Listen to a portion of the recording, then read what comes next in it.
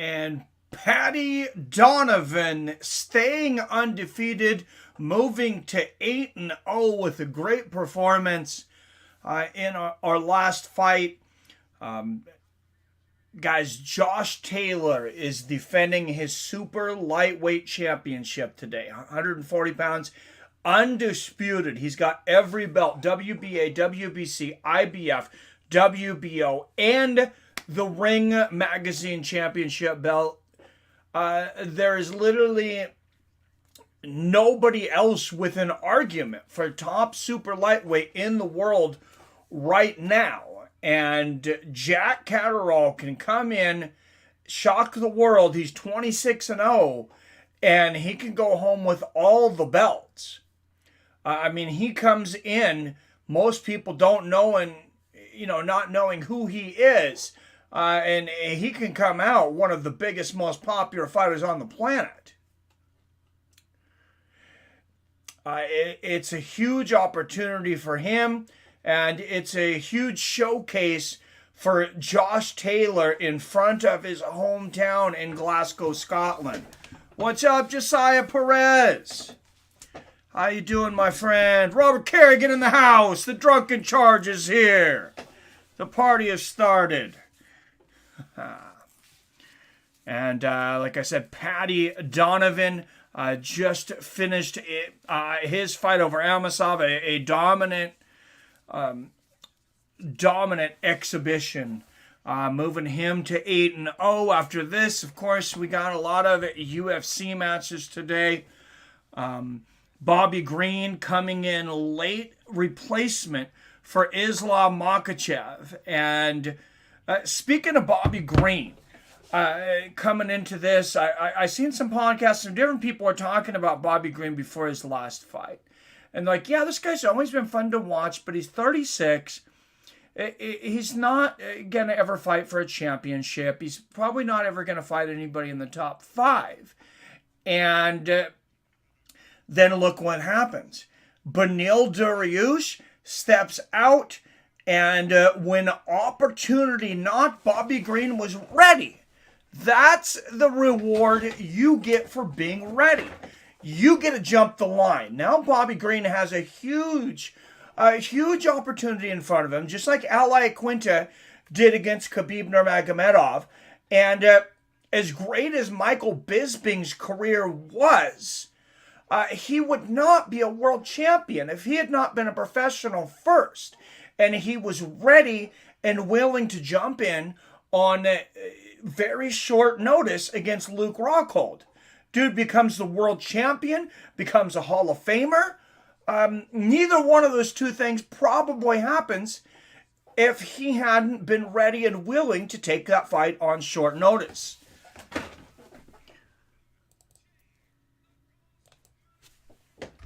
All right, it looks like we got a heavyweight bout first. We got Jay the Ghost Macfarlane coming down. And he is a heavyweight. I don't know what he weighs in. The dude looks like Homer Simpson in a kilt with a bunch of tattoos. Maybe not Homer Simpson. He looks like a tough dude, but he's got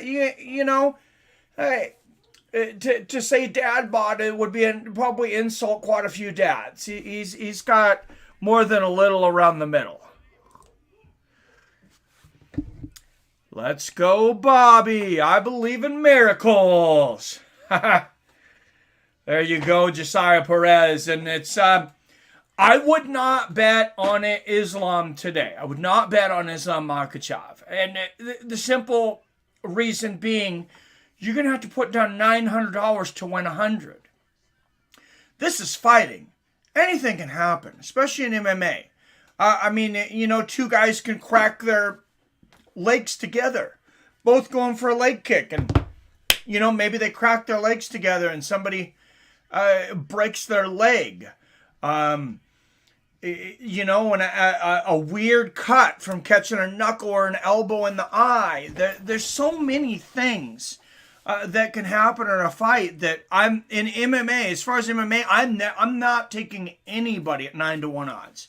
I don't have that kind of money to lose. All right, and the Glasgow Warrior making his way to the ring, Nick Campbell. Man, he doesn't even look like a heavyweight. What's he, like 220? I think his opponent's going to have like 100-pound weight advantage on him. Like, seriously. Like maybe 100 pounds. I mean, Jay Macfarlane...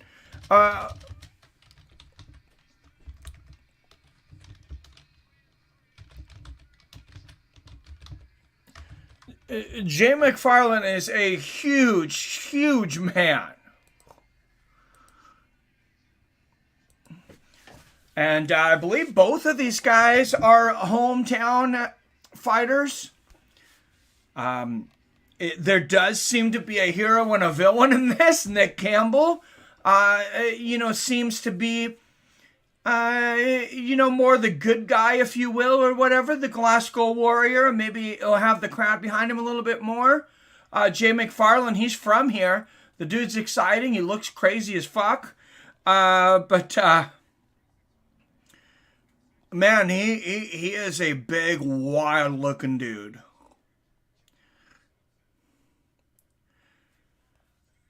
There is no doubt about that. And here we go. We're going live. Our first fight of the evening out of Glasgow, Scotland. If you want to watch along today, it is on ESPN Plus and Sky Boxing if you're over there in Europe. I'm Seattle Mike of Fights with Friends. And here we go. Oh my goodness, this guy's huge.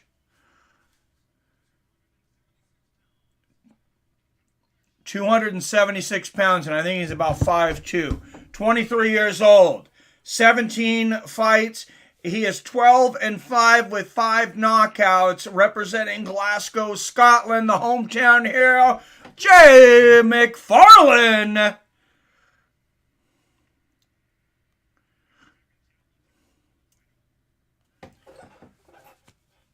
And they are fighting apparently for some vacant title.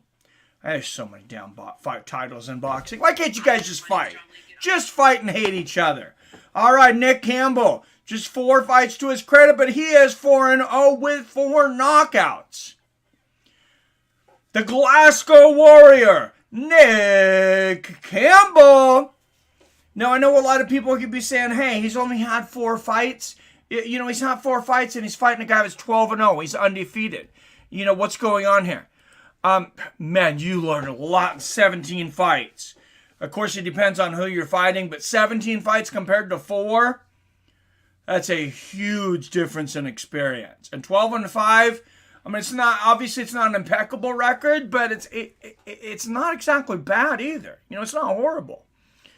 Chop Josiah, dude, is he losing? 190. Hell yeah, he is. Battle of Scotland. Cheers, Josiah Perez in the house. Kai's 25. Hey, not much, man. Just having some fun watching some early boxing. Getting ready for that big UFC event later. And this is for the Scottish heavyweight title. That's the belt they put on the line, I guess.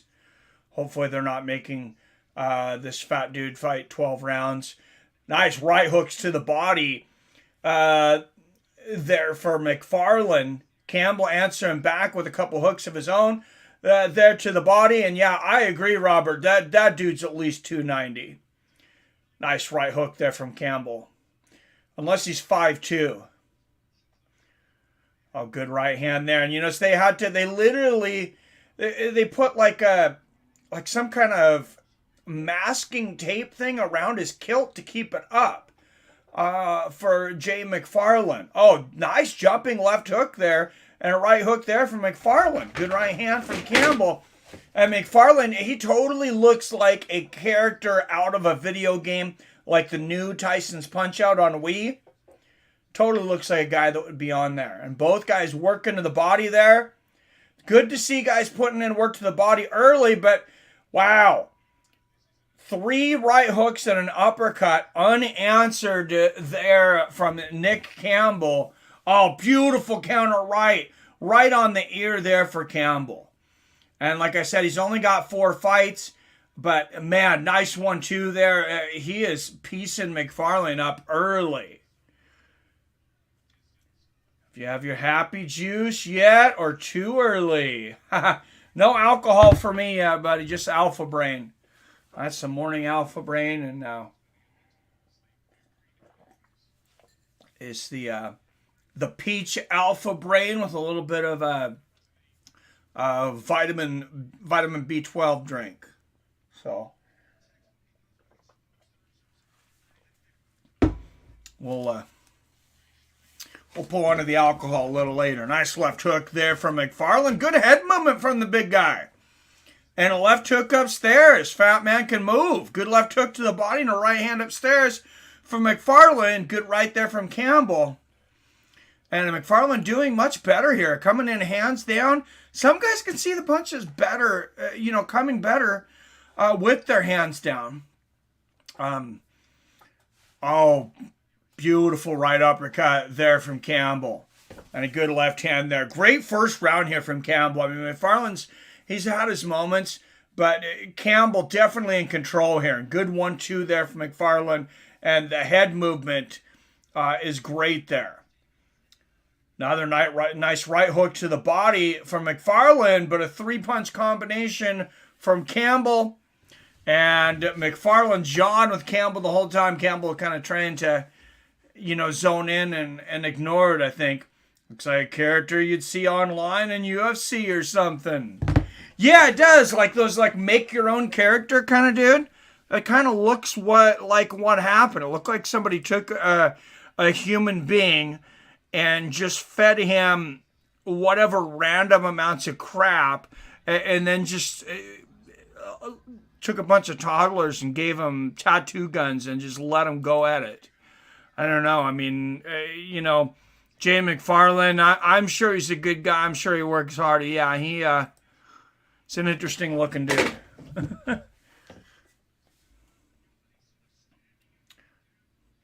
Slaint of Mahat, cheers in Scottish. All right, cheers to Scotland. And I'm just joking. Anybody's friends at Jay Macfarlane or know him, I'm sure he's a great guy.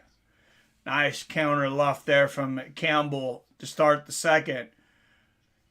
Oh, good right hand upstairs there from Campbell. And Macfarlane's got a decent amount of head movement for a big guy. Lands a big right hook there, too.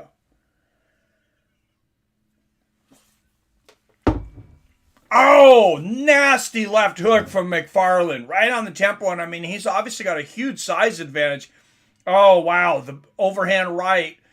Massive behind the left, and they exchange big blows. Both guys landing big shots. Campbell with the right hook, Macfarlane with the left. Another big right hand from Campbell, though. He's really starting to tattoo the face of Macfarlane, even more than it's already tattooed. Good right hand there from Campbell. Oh, beautiful right uppercut. Nick Campbell. Wow, double jab in the right hand behind it. Beautiful right uppercut. And all of a sudden, he can't miss. Oh, that right uppercut for Campbell is impressive. It's a great angle on it. And there's another right hand. Campbell just really starting to piece Macfarlane up. And it does look like Macfarlane's also possibly hurt his right hand. I mean, he wasn't doing great before that. Also going to watch UFC prelims in 20 minutes. Multitasking. Yeah, since it's on the same app on ESPN Plus, I figured I might go back and forth a little. A couple of nice right hands there from Campbell. Oh, huge right hook from Campbell. Another right. I don't know what Macfarlane was trying to get the attention of somebody. Good right uppercut there from Macfarlane. I thought maybe he was trying to say there was an eye poke or something. Nice left hook there from Macfarlane and a good left hook to the body in a right hand. You can see he's definitely been punishing Campbell's body. I mean, Campbell's got big red welts, especially on that left side from those right hooks to the body of Macfarlane. And there's another one.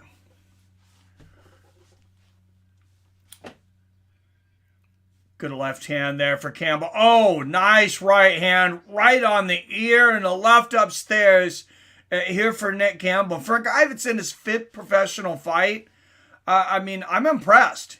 Oh, nice right hand there. Good jab and a right hand there from Campbell. And the shoe shine from the heavyweight. Rare to see that from a heavyweight. The right hook upstairs. Another right. Campbell just teeing off on Macfarlane now.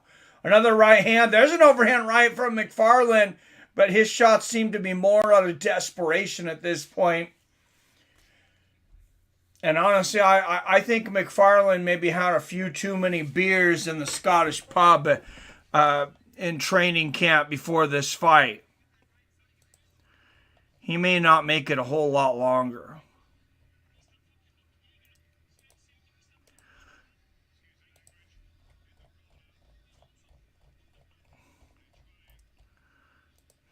They're putting over the microphone over the corner of Macfarlane where they're dropping the F-bombs. I mean, ESPN, they said, excuse the language, but it's Scotland. You got to know.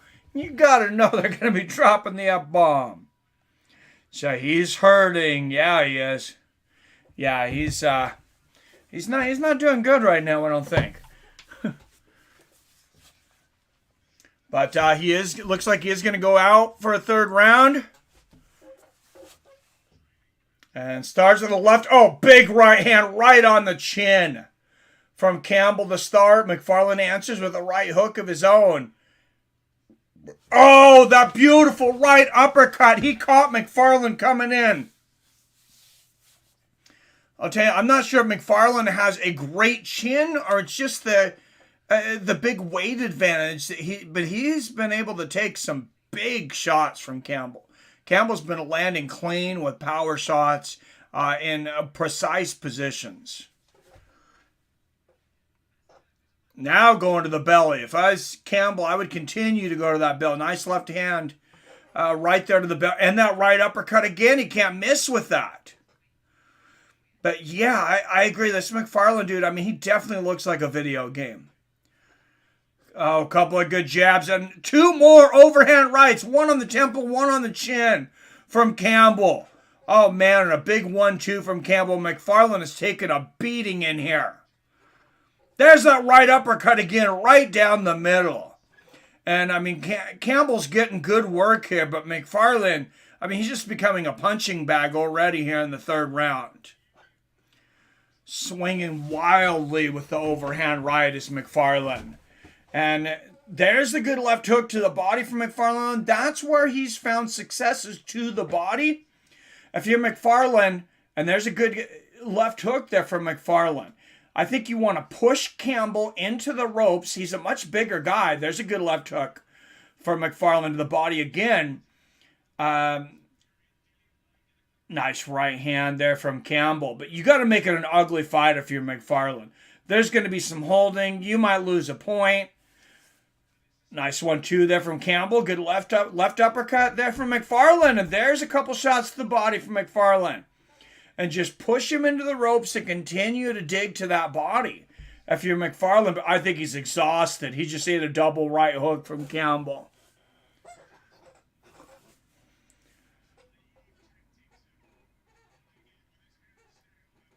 And wow, good, interesting jump left hook to the body there for Macfarlane, but then a good right and left hook to the body, left hand upstairs.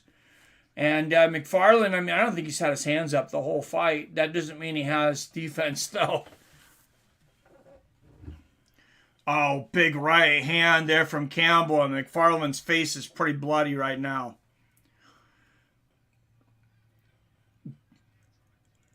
Good right hook there and a left hand behind it for Campbell. For Macfarlane. One of the big differences too, Macfarlane, his punches aren't necessarily precise. They definitely don't have the snap that Campbell's does, as Campbell lands a nice right hook right at the end of the round there. So pretty easy to score so far. 30-27 in favor of Nick Campbell. This for the vacant Scotland Heavyweight Championship.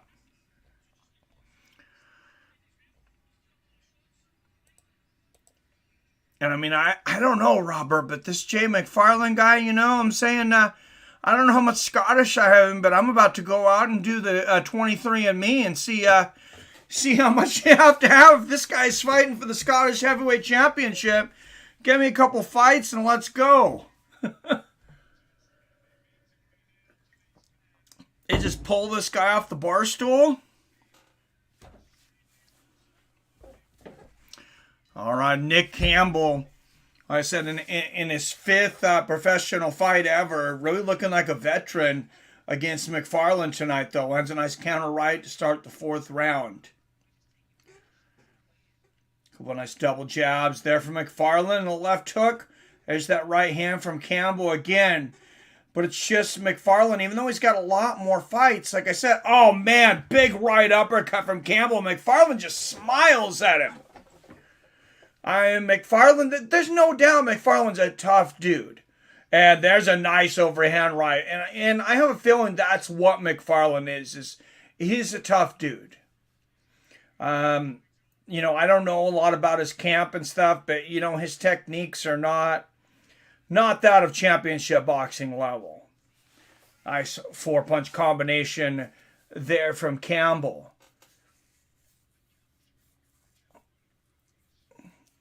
Good counter right there from Campbell. But, Campbell's hit Macfarlane with his best shots, though. Macfarlane's just standing right in front of him. He hasn't looked hurt this whole fight. Nice right and a left hook from Macfarlane. One big shot from Macfarlane, he could maybe floor Campbell. But he's got to be precise in his placement. Oh, there's a big overhand right. Just as I said that for Macfarlane, and Campbell holds on. He might have hurt him with that right hand. He's hurt. Oh, and there's a right hook to the body and two uppercuts from Campbell. Beautiful exchange. There's a left hook upstairs right on the chin from Macfarlane, and another one.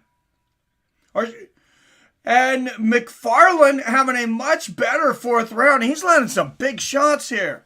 What's up, Trev in the house? Perfect. I just got back from the Irish pub. It's a Celtic beginning to the weekend. Nice. Good overhand right there from Macfarlane and the left afterwards. And definitely Macfarlane's best round. I haven't won in this round. And I thought he was about out of this fight. Good left hand there from Macfarlane and a jump left. Left hook right on the chin there from Macfarlane. Right hand, overhand right, a left uppercut from Macfarlane. He knows what his shot is. It's not going to be to win, a boxing match on the scorecards. It's to knock Nick Campbell unconscious. Oh, beautiful left uppercut after barely missing that right.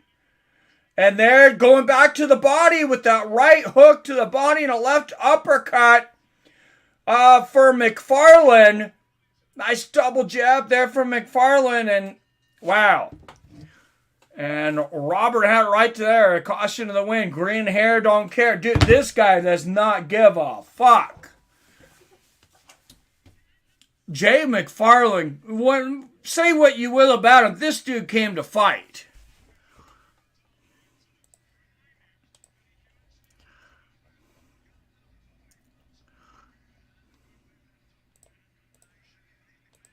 And, maybe his corner, laying into him in between rounds might have woke him up there.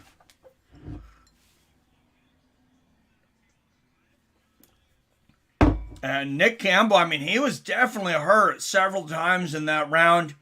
I didn't get the weight for Nick Campbell. Did one of you guys get it? He's got to be outweighed by 50 pounds tonight, though. I agree, Robert. I have it 39-37 Campbell. Did you catch the weight of Campbell, Robert?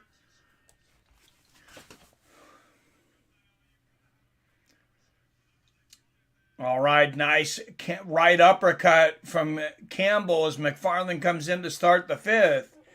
And I think Campbell's tired here. Good one, too, from Campbell. Good right hook from Macfarlane. And nice left from Macfarlane. And Macfarlane, he really looks exhausted now. He expended a lot of what energy he had left in that last round. Oh, big 1-2 from Campbell. Oh, right hand, right on the chin of Macfarlane, and he just smiles and shakes his head. I mean, this guy eats power shots. I said it right on the button, and lands a jump left hook. Campbell's got to be careful getting hit with his mouth open like that. Macfarlane's going to break his jaw.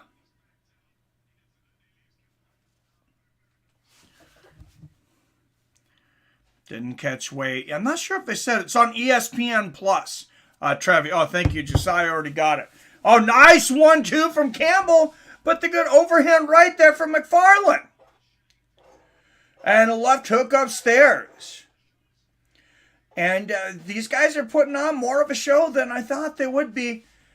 It's definitely a slobber knocker. It's not, oh, nice jump left hook to the body and a left upstairs. Great combination from Campbell, but another overhand right from Macfarlane.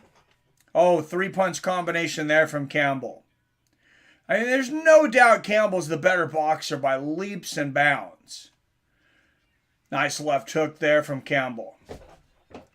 A right on the temple and the left on the chin from Campbell. And it doesn't seem like he ever hurts Macfarlane. There's that left hook to the body from Macfarlane again.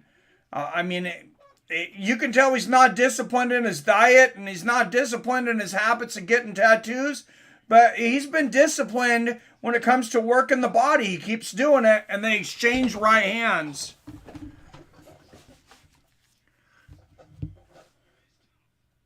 Bushmills, Black Bush. I'm getting lit today. Nice, Trevi. Nice jumping left hook there from Macfarlane. I've never been to like an Irish pub, or I really haven't been to a lot of pubs or bars in my life, but oh, a couple of nice 1-2s there from Campbell. Irish pub seems like a good time.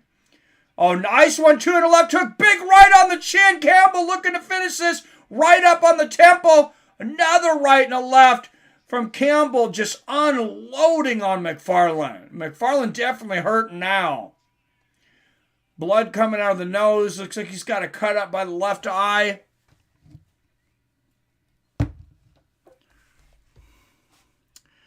And 4-1 in favor of Nick Campbell.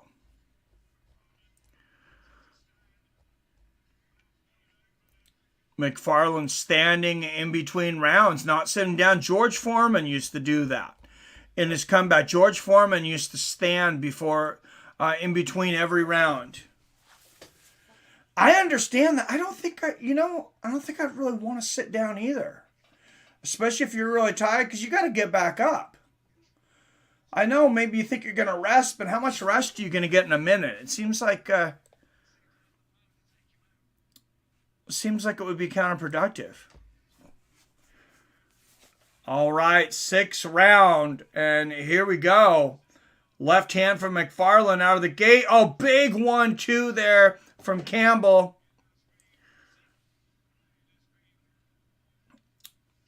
Nice right hand from Macfarlane. Another big 1-2 from Campbell. And right hook right on the temple from Campbell. And, I mean, when you watch, like I said, the boxing skills of these two, it seems like a guy who knows how to box and a guy who doesn't. But Macfarlane's got chin and he's got power. Eats a huge right uppercut, though. And a couple more right hooks. Big left hook. Referee looking in here. He may think about, saving Macfarlane if he keeps on eating unanswered power shots like that. I mean, I know the guy likes to eat, but Jesus.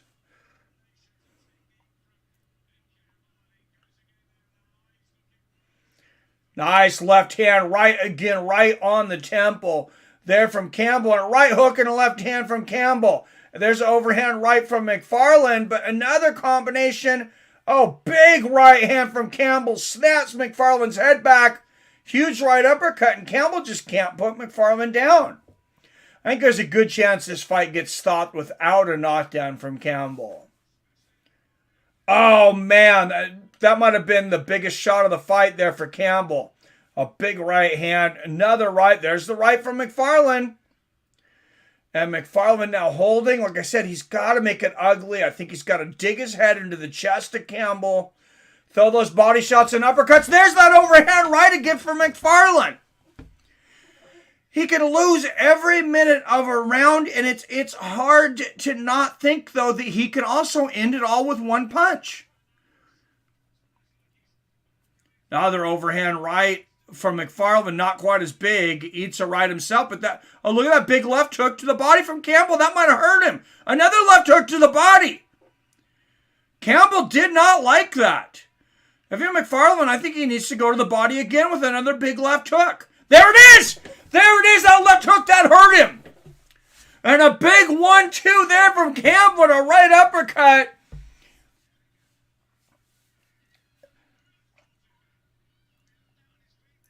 And another left hook to the body there from Macfarlane. Oh, two big left hooks to the body from Macfarlane. Campbell's definitely hurt. I think he caught him in the liver. Campbell's running. Another left hook to the body from Macfarlane. Right left hook to the body. He might take him out here. Another right hook to the body. And a left hook upstairs from Macfarlane. And Campbell coming back with a 1-2. Another jump left hook to the body from Macfarlane. And I got to give that one to Macfarlane. I got it 4-2. Sometimes you don't have to have the two most skilled fighters on the planet to have a fun fight. And this is a fun fight. Certainly, Trevi.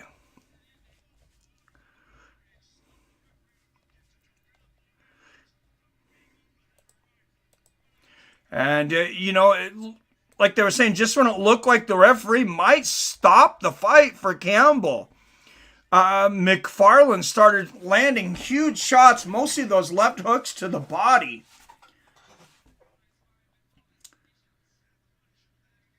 Yeah, he might have broke a rib with that left hook, the one they just showed there. I mean, he cracked him. So good of this has my ass running back to the TV. Well, thank you, Josiah. Oh, big right hand upstairs from Campbell to start the 7th. Oh, both guys landing big. Left hook to the body again from Macfarlane. Big right hand from Campbell. And just exchanging. Oh, a huge right uppercut from Campbell. And there he catches Macfarlane. That's a knockdown. That's the first knockdown of the night. And I don't even know if that was Campbell's hardest shot, but he caught Macfarlane moving back a little bit off balance. It definitely was a good shot. Oh, nice right hand, overhand right on the ear. Another big 1-2 and a right hook. Campbell might be able to finish him here. Big right uppercut from Campbell.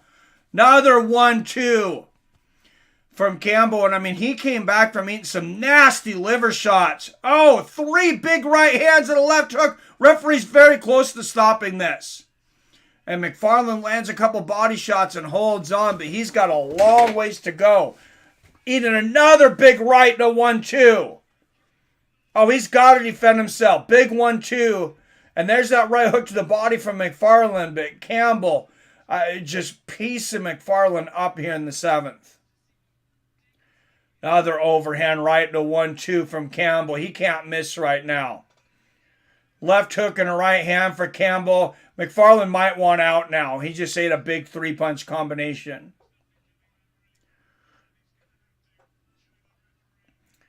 And there's that wild overhand right from Macfarlane, but it doesn't have the same sting on it anymore. Eats another right and a big uppercut, another uppercut. I think Macfarlane wants out. I think the referee should look to stop this fight.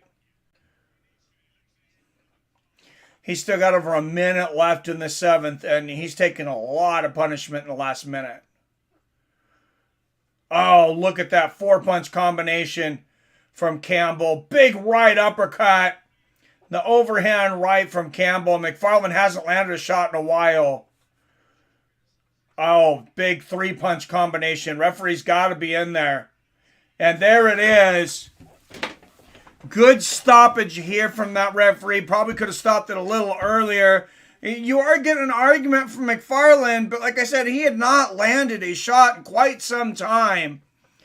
And in his 5th fight, Nick Campbell, I think he ended up getting, a lot tougher fight than he anticipated coming into that 3rd and 4th round.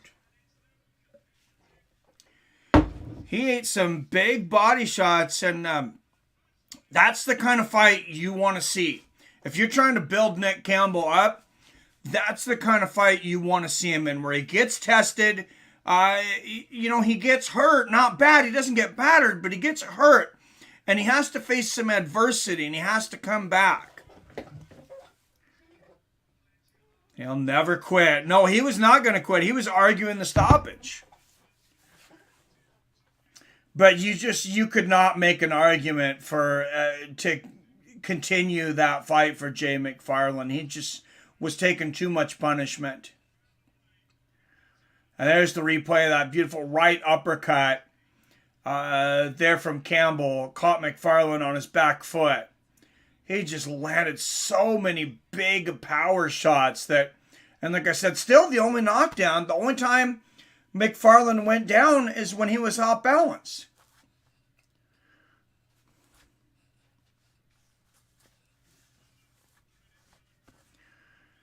And, I have no idea how good Nick Campbell is. I know he's got good technique. It seems like he's got pretty good defense.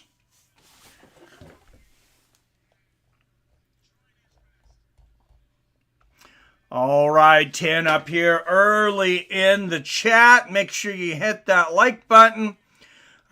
Josh Taylor defending his undisputed super lightweight title against Jack Catterall coming up. And then later, of course, a big UFC event. Bobby Green challenging Islam Makhachev. And I think it could be an early candidate for fight of the year, at least up to this point. Wellington Turman and Misha Serkinov. Don't sleep on that fight.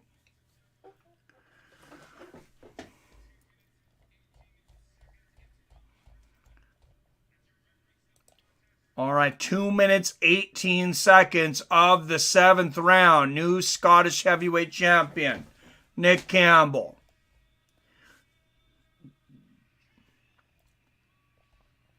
And he moves to 5-0. And both guys earned their money tonight.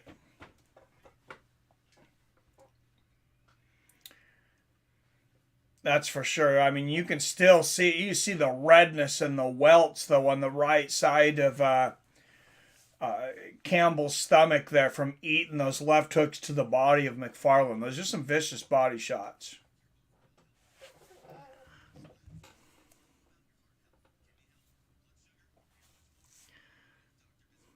And I'll tell you, I'm not sure who's next because I've been unable to find this entire card. Been unable to figure out what fights are on this card, even on ESPN.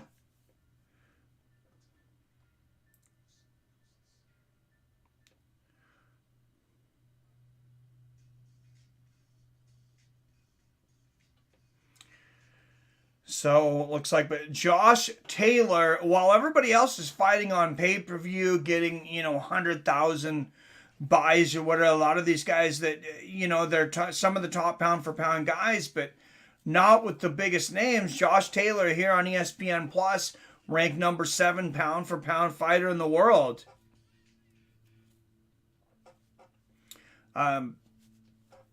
He's going to be in front of a lot more eyeballs. He might not make the money that some of these guys have recently, but he's going to have a lot more exposure. And I think that's going to make it a lot more likely you're able to sell those pay-per-views in the future.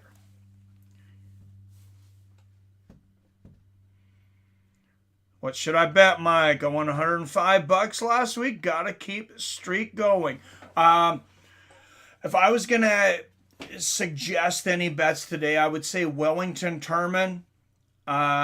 He's a slight underdog against Misha Serkinov, but I think he's going to pull it out. I'm fairly confident that he beats Serkinov today. They do a horrible job promoting other fighters. Yeah, they don't. And like I said, Devin Haney, I mean, he was on pay-per-view, but it's like, I mean, they literally had like 100,000 buys or something, maybe less. And they've done that a couple times recently with some of the, the more top guys. UK crowds are so cool. I'd love to live there for a year or so.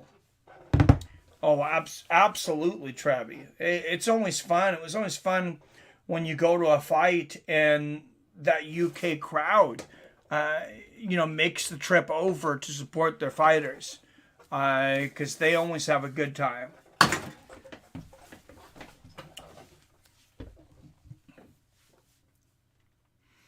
Good drinking buddies.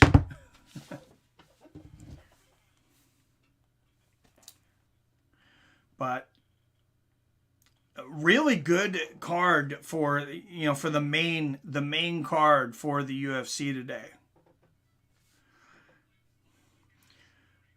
We talked about the main and the co-main, but you also got Armen Petrosyan taking on Gregory Rodriguez.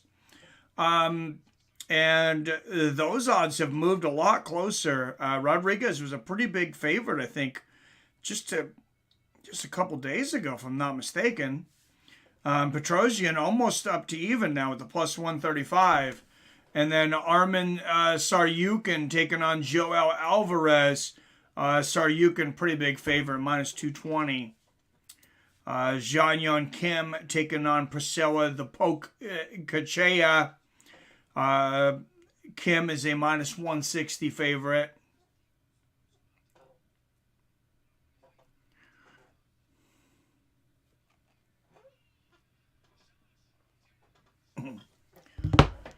But yeah, not 100% betting advice, because I didn't bet on any fights on this card, Trevi. I didn't make it to the casino, though. If I had, I'd have put a few bucks on Turman, though. I'm fairly confident in him.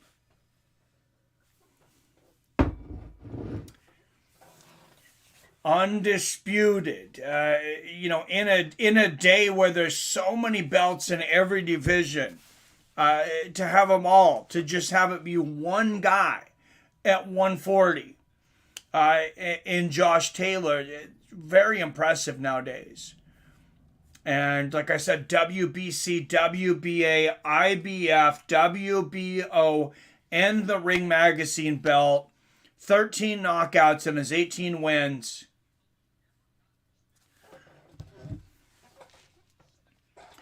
And, this crowd in Scotland's going to explode when he walks to the ring. Jack Catterall, he's got a significant amount more fights. 26-0, 13 knockouts. And, he earned it the hard way. He had to become the number one mandatory.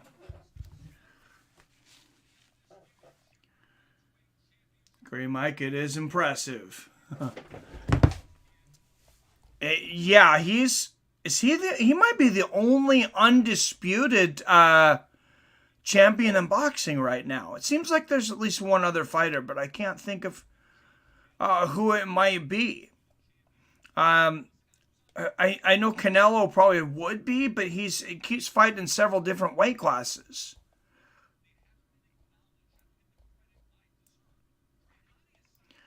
And Josh Taylor saying, I haven't gotten the credit I deserve. Hey, don't give that guy the credit. Obviously, it's making him hungry.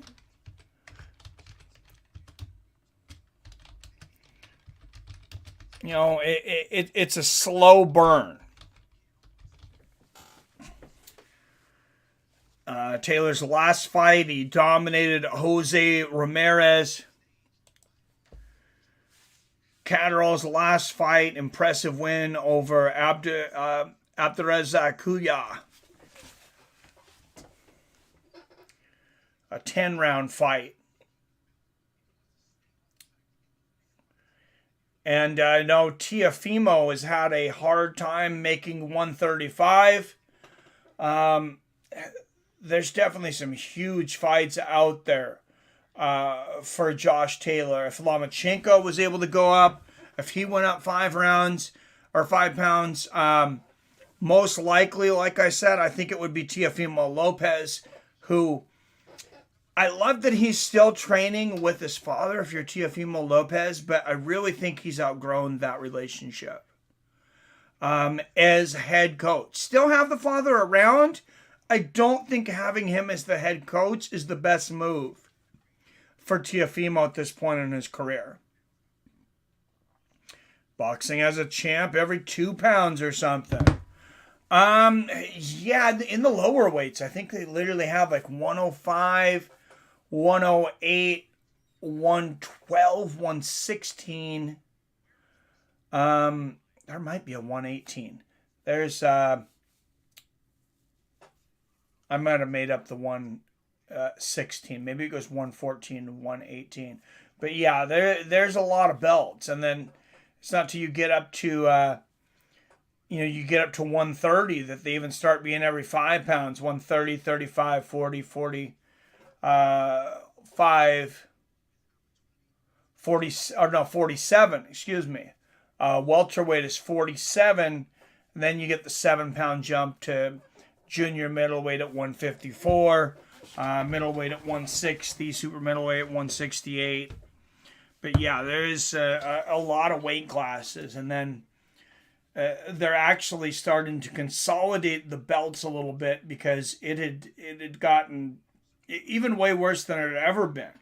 You think it was bad with 4 or 5 organizations, like the WBC. I think there for a while they had like 3 or 4 WBC world titles, and they've consolidated those at least. But there for a while, and it's kind of still that way. It seems like nobody wants to watch a boxing match if there's not some kind of strap on the line. And in UFC, I mean, they don't care. Most UFC events do not have a championship belt on the line.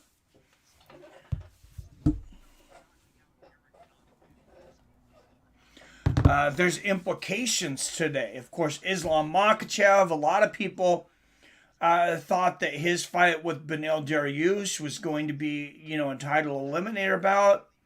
What happens if Bobby Green reigns on the party now when he wins? I don't think he gets a title shot immediately. But I mean, obviously, he's going to step way up.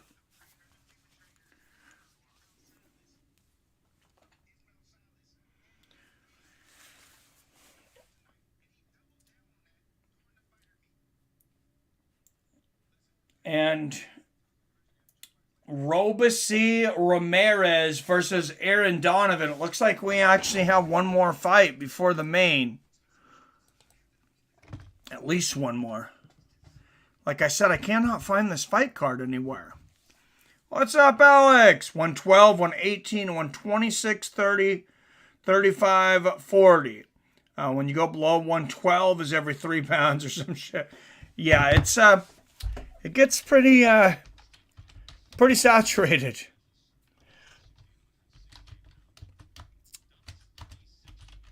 All right. Eric Donovan in the ring has had his demons in the past.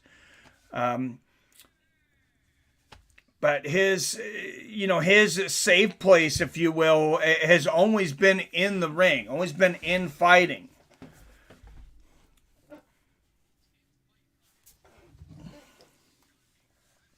If Justin wins and Bobby wins and gets a huge following, then would he get a title shot? That could be. That's a good question. That's a fun. Well, I mean, that's a fun fight to a point. I think that would end up being a bad matchup for Bobby Green, though, because I think Gaethje's going to get to him, and I think he would really tag him.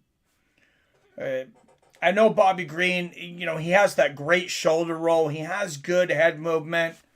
But when you have a guy that punishes people like Justin Gaethje, I think it'd be a fun fight. I think it could definitely be a fun fight, though. And I'm so happy for Bobby Green to get this opportunity, though.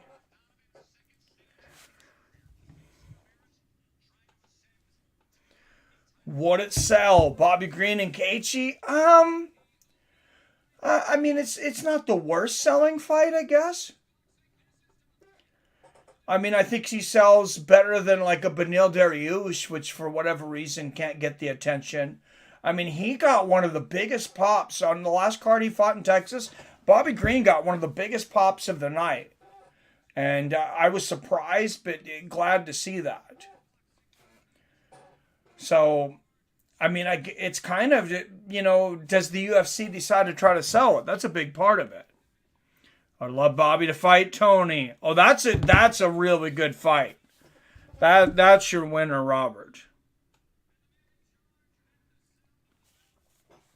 Yeah, fight against Tony or against Nate Diaz, which, of course, Nate's probably not going to fight at lightweight ever again.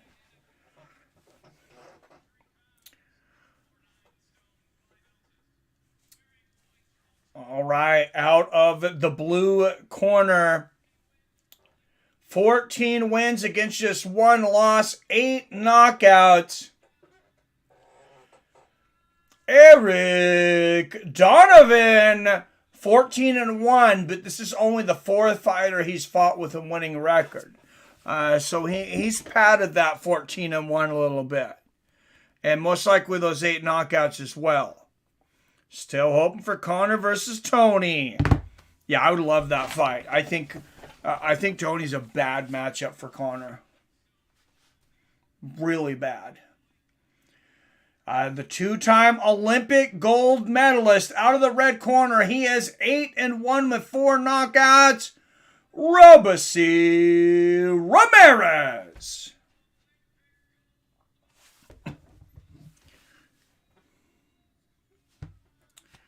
How was you and me both? Yeah, that's honestly, I don't think the way I've seen Conor fight lately, I don't think I'd give him much of a chance against Tony, to be honest. I know he's got that power, but I just think Tony beats him from post to post. Standing, obviously, on the ground, I think he beats him everywhere. Conor would have to land one big shot, and Tony's never been finished like that.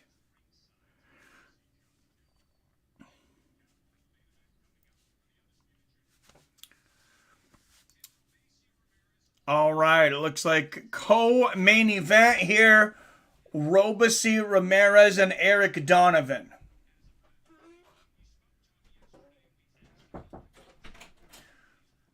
What's up? The doctor's office asked me to come back in, let them look at it again. Okay. All right. Okay. Update me. Yeah. All right.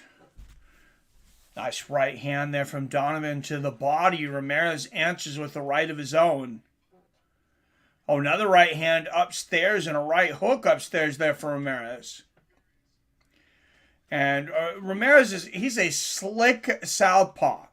Oh, beautiful right hand upstairs and a combination of the body there from Donovan. But another right there for Ramirez. And I mean, you see just the 9 fights for Ramirez. That's very deceptive, especially for a lot of the Cuban and Russian fighters. Some of them have so many amateur fights because they get paid there. Your Olympians get paid. Nice left hook to the body from Donovan. A good right upstairs from Ramirez. Oh, look at that left uppercut for Ramirez. Oh, and a left hook for Ramirez. Floors Donovan. Sends him into the corner. Beautifully placed shot there from Ramirez. It wasn't a knockout shot, but it was a power shot that was placed in the perfect position.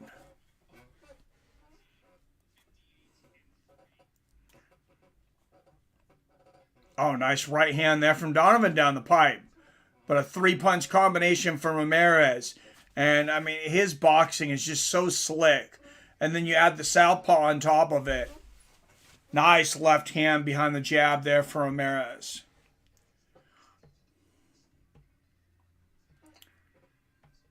And left hook upstairs from Donovan. But, oh, beautiful counter right for Ramirez. And he's crouching down in that kind of almost like a Roy Jones Jr. kind of stance there. Or Prince Nassim Hamed.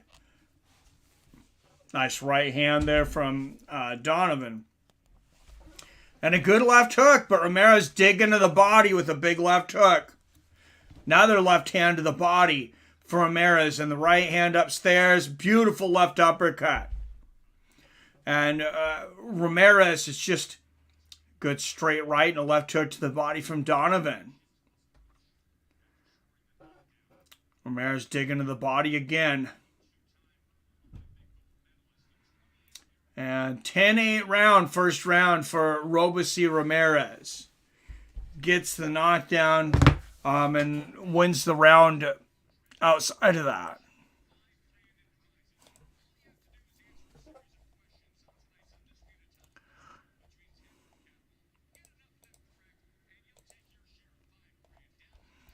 All right, coming into round 2.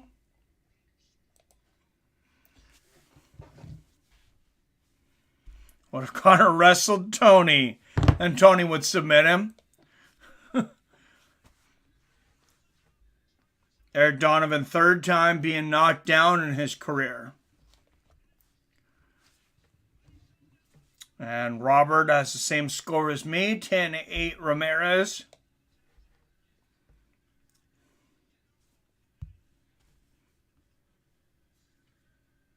And look at the corner of a smiling, happy Robeisy Ramirez. Looking to get his 9th professional win.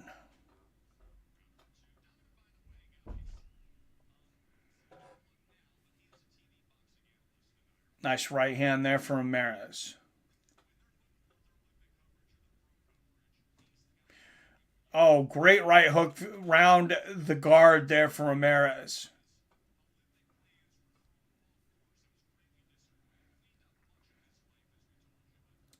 Great defense here for Ramirez. Donovan giving him all kinds of angles. There's Donovan has success to the body. The combination of the body there when he couldn't find the head.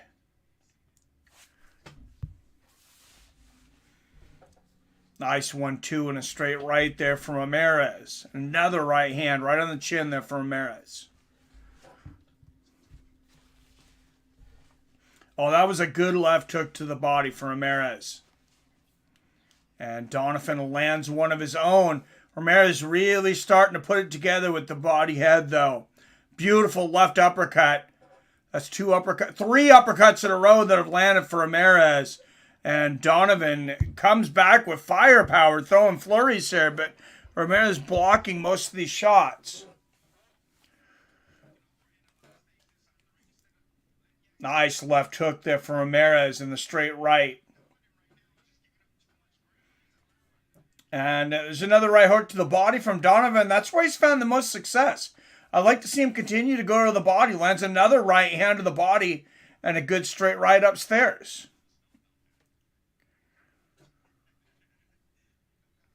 I mean, I don't know what the odds are on this, but outside of the knockdown, I mean, Donovan, he's not being completely outclassed for sure. Good head-body combination there for Donovan. And jumping straight right from Ramirez. And another. Wow, he whips that uppercut, does Ramirez. And a great right hook there. Right by the ear. Ramirez is really good at timing when a fighter puts his weight on his back foot.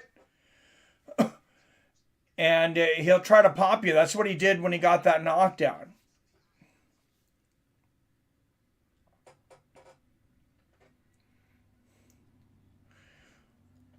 Watch this. He's focusing on the back foot of Donovan here.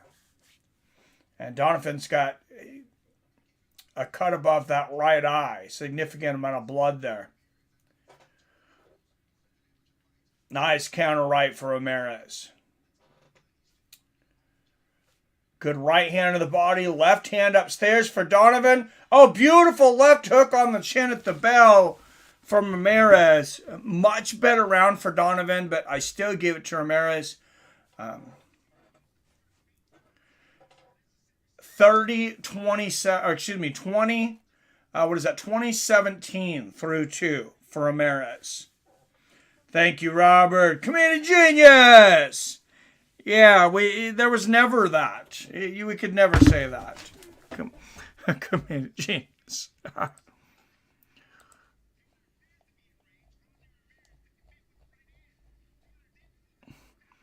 All right, coming in to round 3 here of an exciting co-main event. Definitely the biggest challenge of Eric Donovan's career.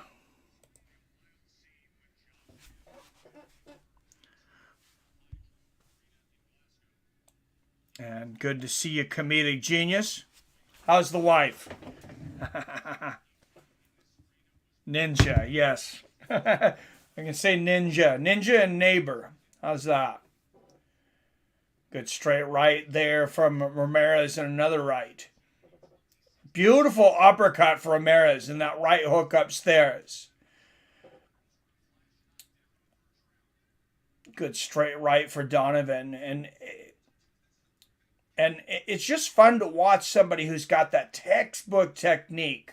Like Ramirez, it can seem a little bit robotic at times, but you don't see as many guys with such textbook technique anymore.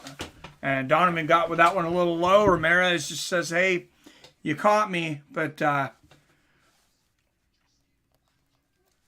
didn't want to take any time. Oh, nice right uppercut there from Donovan and a combination for Ramirez. Wow, wild right. Oh, he hurt him with a liver shot. And he goes down, and that is it. Wow, and Donovan, there is some argument from Donovan, but I mean, he almost fell out of the ring. That left hook hit him so hard to the body. I mean, you could see him starting to stumble. And, if you're Donovan, I think if he would have been more aware of what was going on, I think if he eats the left hook and takes a knee, I think the referee maybe lets that go. I'm not sure that Donovan's able to continue. That was a vicious left hook to the body.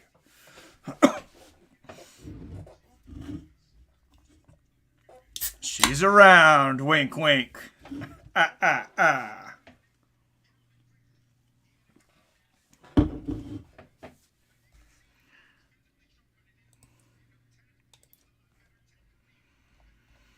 All right, and I mean, you got to hand it to Eric Donovan, taking this kind of challenge at 36 years old. He was obviously outgunned, but he had his moments.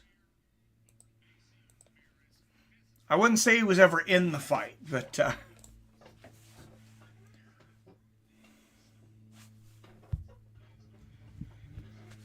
the one loss of a career for Ramirez was actually in his debut. He's 9-0 now since. And look at that. Yeah, that left hook, the way he's just stumbling. Oh, no, it was a left hook upstairs on the ear. It was an equilibrium shot. That's why he was walking around. I thought it was the left hook to the body. Yep.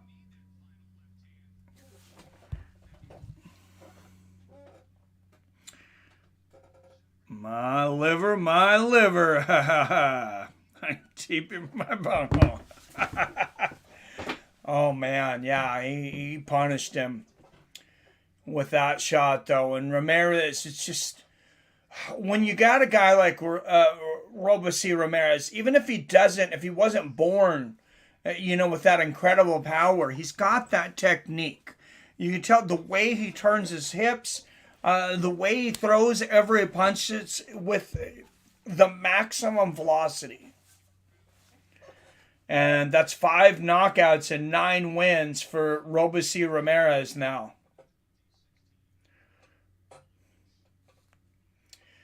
And I know Ramirez would like to get back. He beat Shakur Stevenson to win his gold medal in the amateurs. I know he would like to get up to be able to face Stevenson as a pro.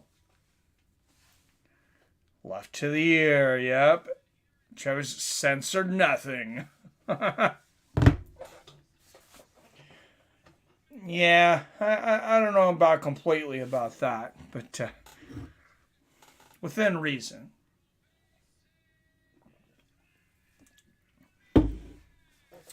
All right, Robeisy Ramirez.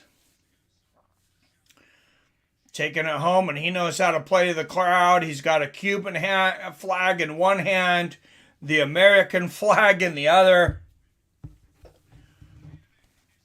He's going to play both sides there.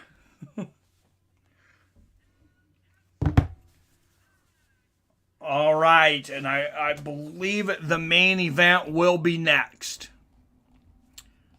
Josh Taylor coming up.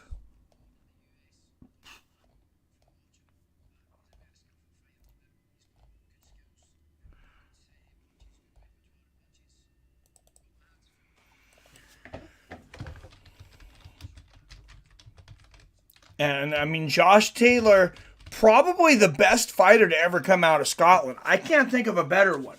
He's the undisputed super lightweight champion. He's the number 7th ranked pound for pound fighter on the planet.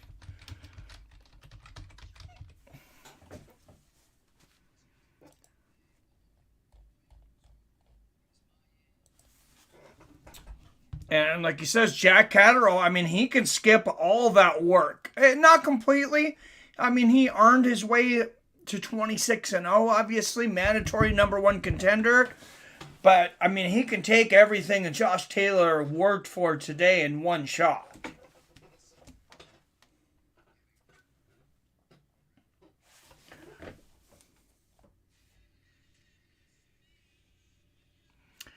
All right, guys, Saturday, March 5th. How long have we been talking about that fight? Colby and Jorge Masvidal. It's finally coming next Saturday.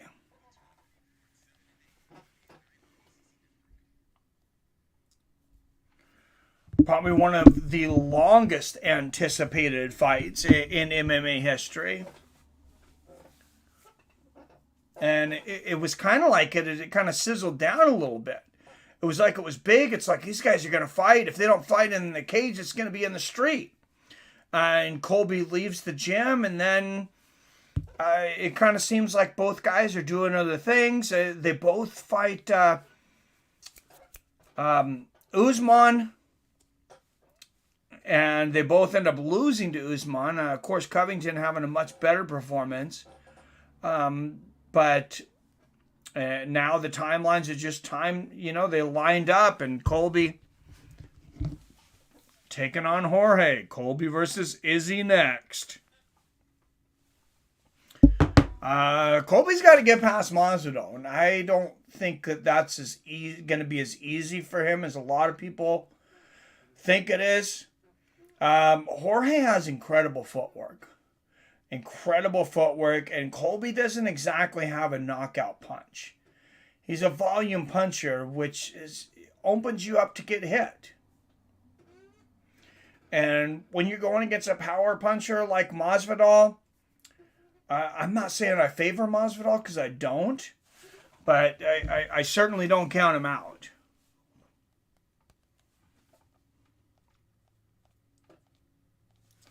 All right, guys, looks like a little commercial break before the main event.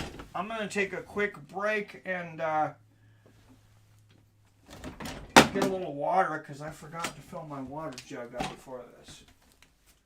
So I will be right back. What's up, Sasquatch? What's up, homie?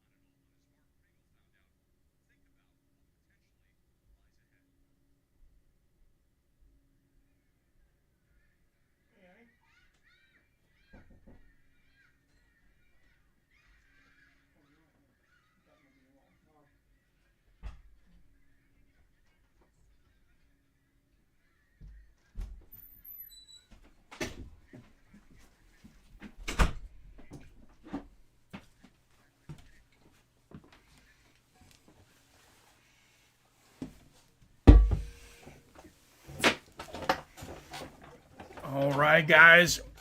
Here we go. Main event coming up. Wrestling is just so dominant in MMA.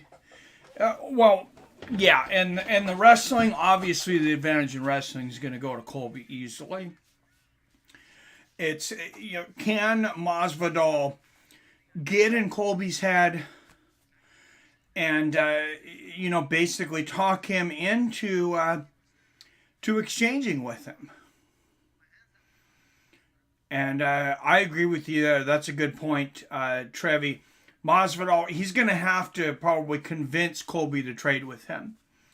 And, if Colby is disciplined and just comes in and, mostly sticks to his wrestling, yeah, it could be a really long night for Jorge. But, what about ESPN on this? Robert was talking about switching back and forth between ESPN Plus and the UFC Fight Night and the boxing here. You're trying to make a star out of Josh Taylor. I don't know how many people really know this is on. I know it's big in Scotland. But, as far as the United States, why are you going to start your UFC at 1 o'clock? Because is it already started, Robert? Has the UFC prelims already started? I know they were originally scheduled to start 40 minutes ago. Does anyone walk down Masvidal? Usman knocked him out with that big shot. I don't know that anybody's really... Yes, it's starting. All right, thank you, Josiah. And, it just doesn't seem like a good idea as far as ESPN Plus. You have a top-notch boxer. You have the number 7 pound-for-pound fighter in the world in Josh Taylor. And you can advertise him on all these UFC events. And you have this event backing right up to the UFC. Why don't you wait another 45 minutes to an hour to start UFC and take from both of those fan bases? Because there's a lot of boxing fans that are going to want to watch UFC, and there's a lot of UFC fans that are going to want to watch the bigger boxing matches. I didn't know about boxing until you texted me today, Mike. The only way I knew it, Robert, is I literally Googled the boxing schedule every week, and it came up. I'm like, holy shit, Josh Taylor's fighting. I didn't know that. So, yeah, they... seems like they didn't really advertise it at all.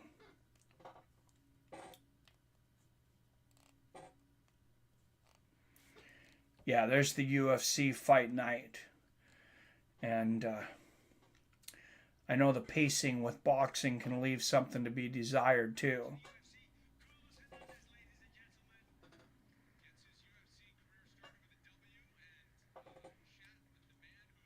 Well, looks like they're already a fight through in the UFC. No pacing problems with the UFC. They might have their issues, too, but pacing is not one of them. Fight after fight after fight. Boom, boom, boom.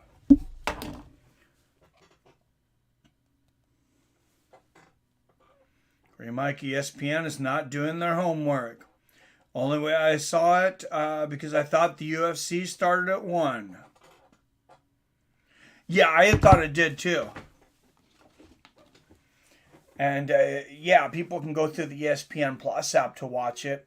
And I know it's about subscriptions nowadays, but when you have the Zone out there, that's advertising it's such a great deal to pay $20 a month or $100 for the year, I think.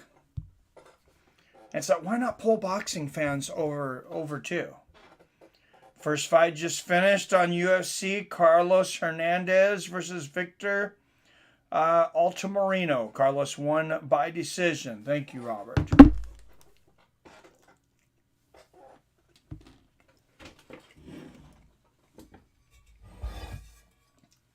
I really need to get that second and maybe third monitor set up. Well, really third, because I have one that I'm watching the stream through. to see where the camera is, and then the other one on whatever the event is. I think I'm pretty comfortable where my camera is. I think I'm gonna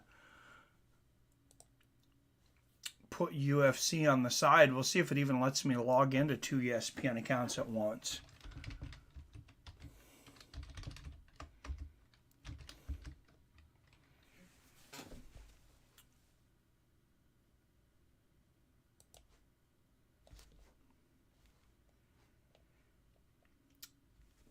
All right, there it is for the undisputed junior welterweight world title. Sometimes they call it junior welterweight. Sometimes they call it super lightweight. I like super lightweight. Just because, super sounds a lot more important than junior.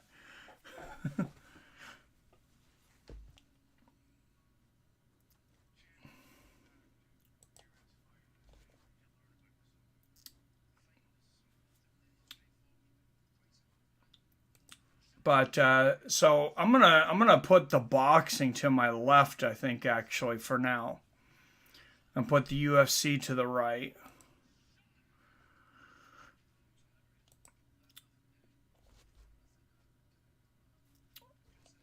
So I can stay in front of the camera.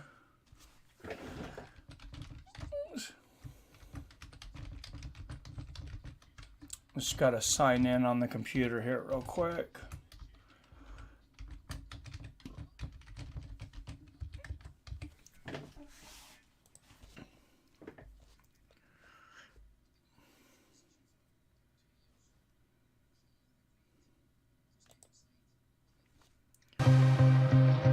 A guy like Jose Zepeda is now your mandatory in the WBC.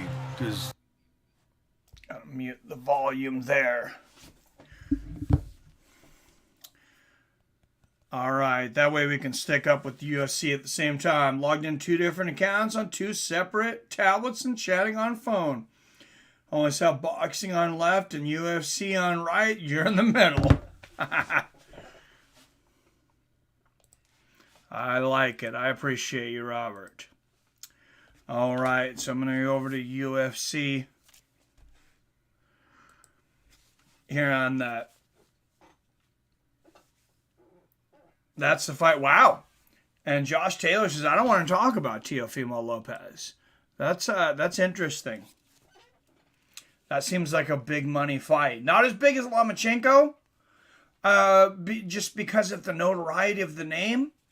But, man, I would love to see Josh Taylor and Teofimo. I'd love to see Teofimo, with a more seasoned camp. And there we go.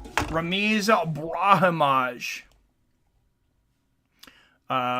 Fighters here, UFC. Ramirez Brahmaj.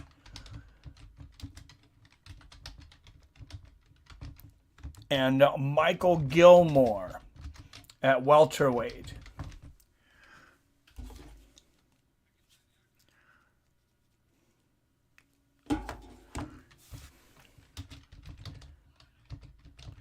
All right, out of the blue corner, out of Lansing, Michigan, Michael Gilmore. And we're just going to keep doing UFC until boxing starts here. All right, and out of the blue corner, representing Dallas, Texas, he is a -350 favorite. 9-4 as a professional. Ramirez Brahmaj. Guys, Klitschko is fighting in the military right now. Crazy. Oh, I seen that. It's ridiculous. Taylor is my fave. Yeah, Josh Taylor's a stud. Which brother? Both of them. I had no idea there was boxing today. Yeah, most people didn't, I guess. ESPN didn't do a great job, it seems like, of letting that be known. But front kick attempt to the face there from Brahmaj early.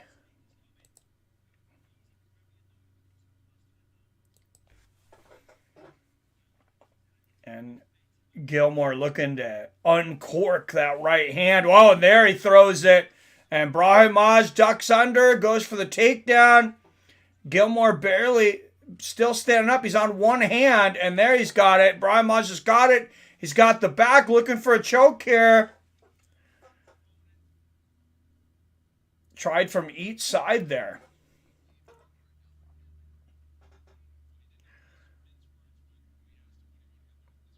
Oh, and nice shots here from Brahmaj to soften Gilmore up. And he may just go for the crossface here. Yep, he looks like he's going to go for the crossface and not worry about getting underneath. Oh, look at that. He's trying to pry his chin forward. Oh, wow. That is a painful move here from Brahmaj. Just ripping on the chin of Gilmore. Yeah, now he's just going to go for the choke without being under the chin. And it looks like there's probably a good chance he's going to get it. Yep, he's getting the hand behind the head.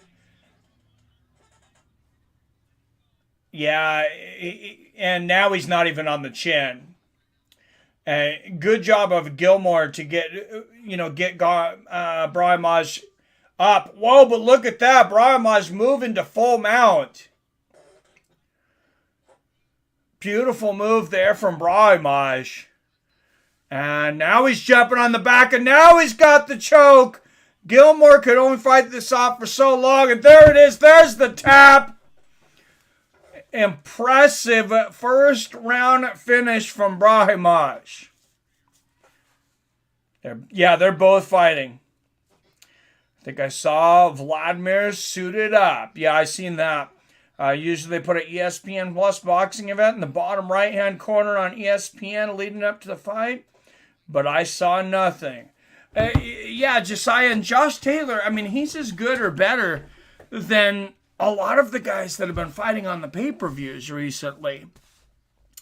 And, they also wonder why they don't sell these pay-per-views they don't advertise. Russia's tripping. They want to take Finland and Sweden next. I'm so mad. All this could have gone different. Yeah, I don't know, man. War is just, it seems to me, especially like physical war like this, just seems really outdated, Trevi. It's just when we have sanctions, we have, the online warfare in China. I mean, I don't want to see any warfare between any countries, but to have physical warfare in 2022 just seems pretty insane. Watching on Sky Sports UK. Yeah, I know Sky Sports and ESPN Plus has the boxing. I'm sure Sky advertised it a lot. But, all right, it looks like they are starting the main event over here. So I'm going to switch boxing over in front of me to the right and put the UFC on the left.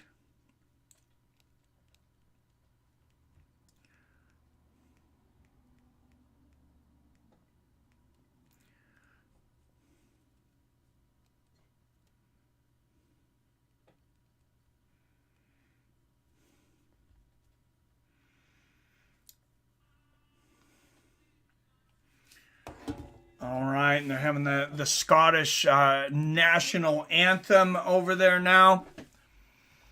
Like I said, Josh Taylor, probably the greatest boxer in Scottish history up to this point. If he's not, I have no idea who is.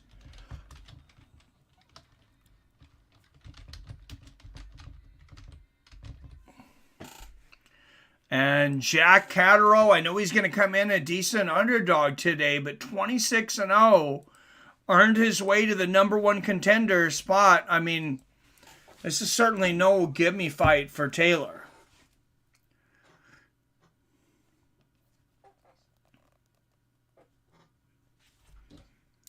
China's funding Russia. Yeah, I have no idea, man. I barely keep up with any of that stuff anymore. I like to sleep at night.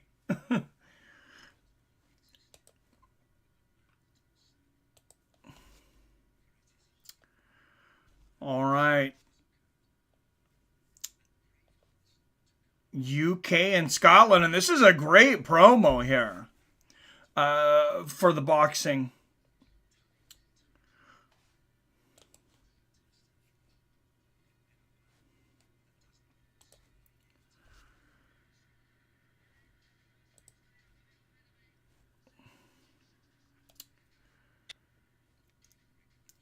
Great promo. They just didn't, didn't educate everyone enough in advance that this was on, at least in the States.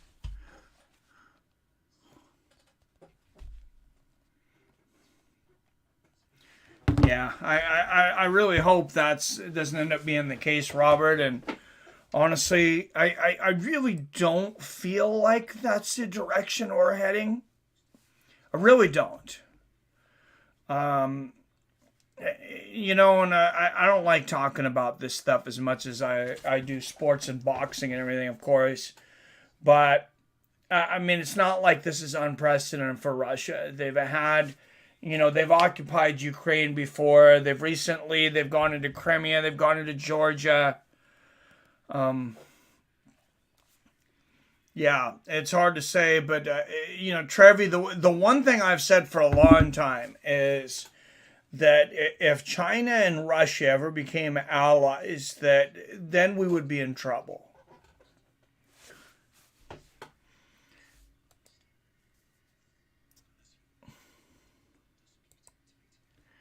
And the show in the house over on UFC of Bobby the King Green. He's got a chance of a lifetime today against Islam Makhachev.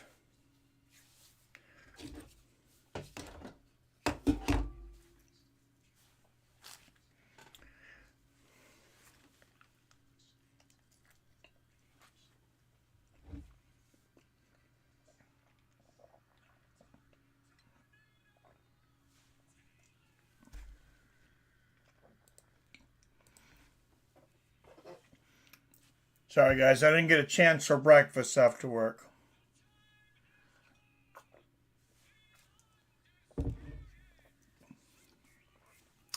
All right, guys, for the Undisputed Super Lightweight Championship of the World, the main event is here.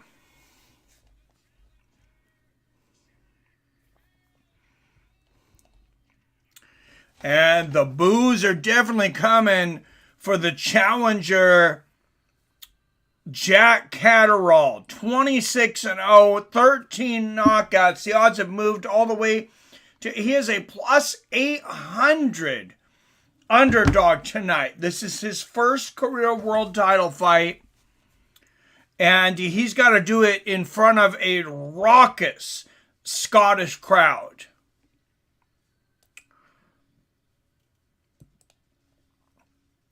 We're going to see what Jack Catterall's made of tonight. I think we got a pretty good idea of what Josh Taylor's made out of.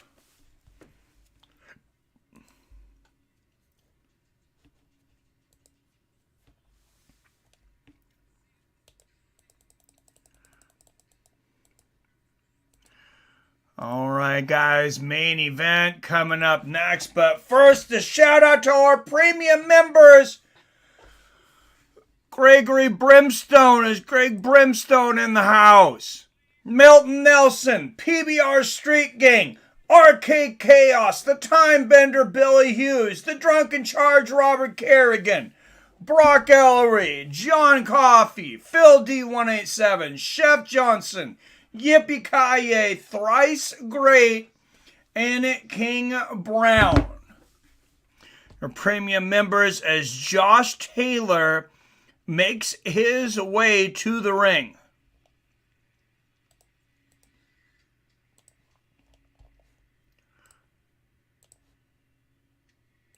And we will switch the clock back to a 3-minute one from the 5-minute UFC.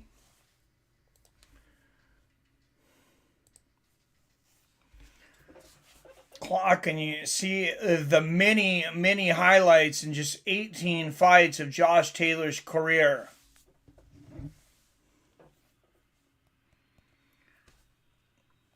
He is as big a superstar as they have in Scotland. 31 years old, and he comes into this fight a minus 1,300 favorite. And like I said earlier, I'm not sure anybody else in boxing today can call themselves undisputed. WBA, WBC, WBO, IBF, and the Ring Magazine belt.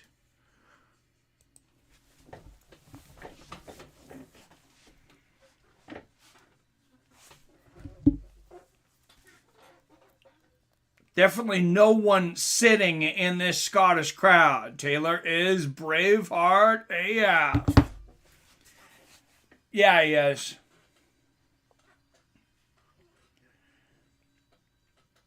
And, I get the idea that kind of like Ireland and Scottish, they know they're fighting. They like to drink. They like to fight. My kind of people. But, and they definitely like to watch Josh Taylor. Little live band here, little drummer. Drummers in their kilts and things here in Scotland.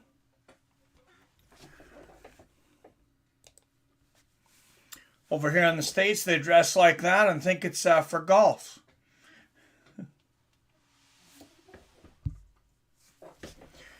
Which, if I'm not mistaken, I believe was golf invented. Does anybody know it's golf invented in Scotland? I want to say I heard that. I think it was.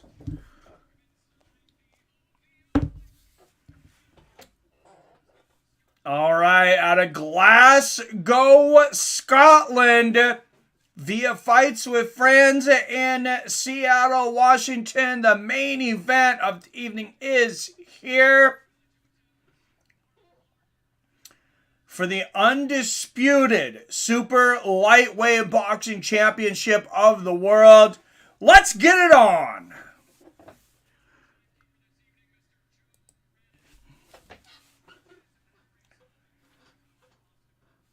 Judges will be Howard Foster, Ian John Lewis, and Victor Laughlin. We got an English judge, a Scottish judge, and a Switzerland. Not Switzerland, but, impartial.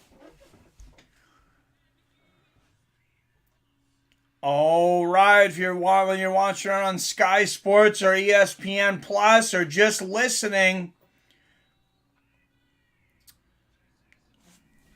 we're ready to go.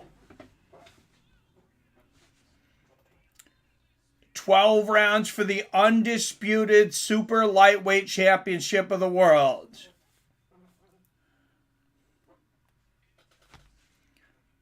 What a beautiful arena. And first out of the blue corner, he weighed in at 139 pounds, representing Chorley, England. He is the number 2 ranked WBO fighter, number 9 ranked in the WBA and WBC, the mandatory challenger, 26 wins against 0 losses with 13 knockouts. Introducing the challenger, Jack Catterall. Golf was invented in Scotland. It was called flog, as in flogging the ball with golf backwards. English renamed golf. I thought I'd heard something like this. And out of the red corner. Wow, this crowd is loud right now. And the Scottish trunks here, 4-0 in world titles, 18-0 undefeated. He is a minus 1,300 favorite tonight. 13 knockouts. Presenting the WBA, the WBC, the WBO, the IBF, the Ring Magazine, your undefeated, undisputed, super lightweight champion of the world, Jack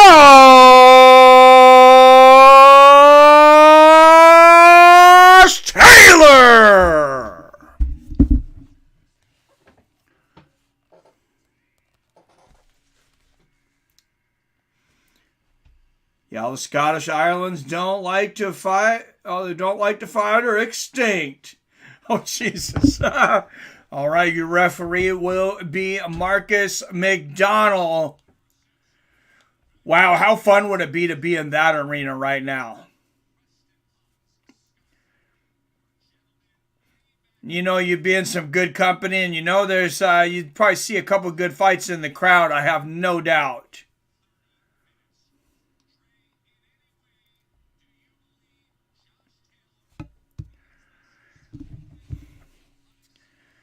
And what's up, Yup Johnson?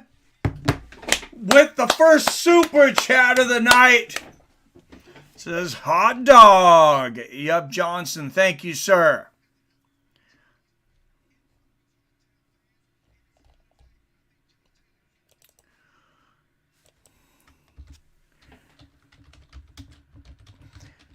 How much pressure is this for Josh Taylor in front of such a raucous crowd, though? And there's a left hand from Catterall. It's the challenger Catterall that lands the first big shot of the fight.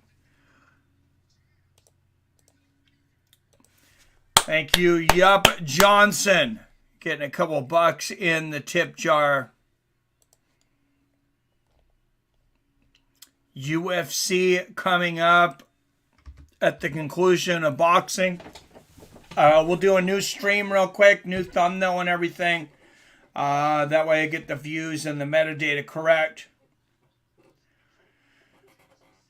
But, and I mean, if you're Catterall, how much pressure really is there on there? You're expected to lose.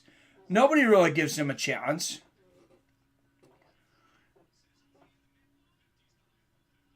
Nice left hook there from Taylor. And a good straight left there from Catterall. And the referee really jawing there. It kind of seemed like the fighters, you know, broke themselves there. Seemed like a pretty professional interaction. I'm not sure what he was jawing about. Good double jab there from Catterall. Nice shot to the body there from the challenger. My grandpa's surname was Milligan, which was Mulligan back in the day. Golf term. Oh, that's awesome, Trevi. Nice straight right there from Catterall. Misses the left behind it. And, yeah, you got to wonder if this crowd getting so raucous for Josh Taylor, if maybe he does have a little anxiety. Of course, boxers at this championship level are known to study their opponents, be a little bit of late starters. And both guys land left hooks. Couple of good left hooks there from Taylor. And he gets the underhooks, throws Catterall into the ropes there. He looked a little bit like an MMA fighter there for a moment. And nice straight right on the nose there for Taylor. Good right hand of the body from Catterall. And Catterall pumping that jab out there early.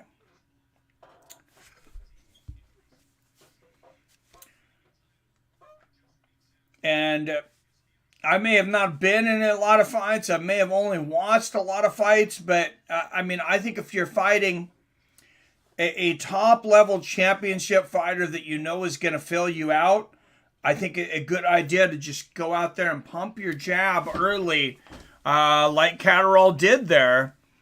You know, I think that's a pretty good idea. You can let him judge the distance, but you're not going to, you know, you're not going to give him much to study as far as the timing.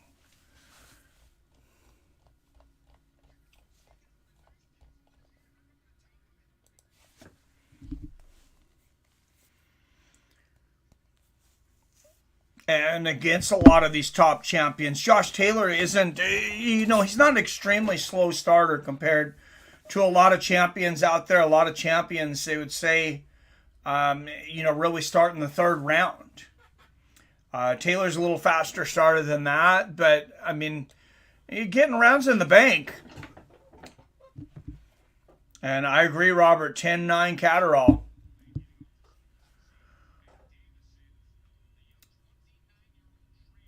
All right, here we go, round two. A straight right there from Catterall. When you can see Neither guy extremely busy in the first round, more of a filling out round. Good straight right there from Catterall.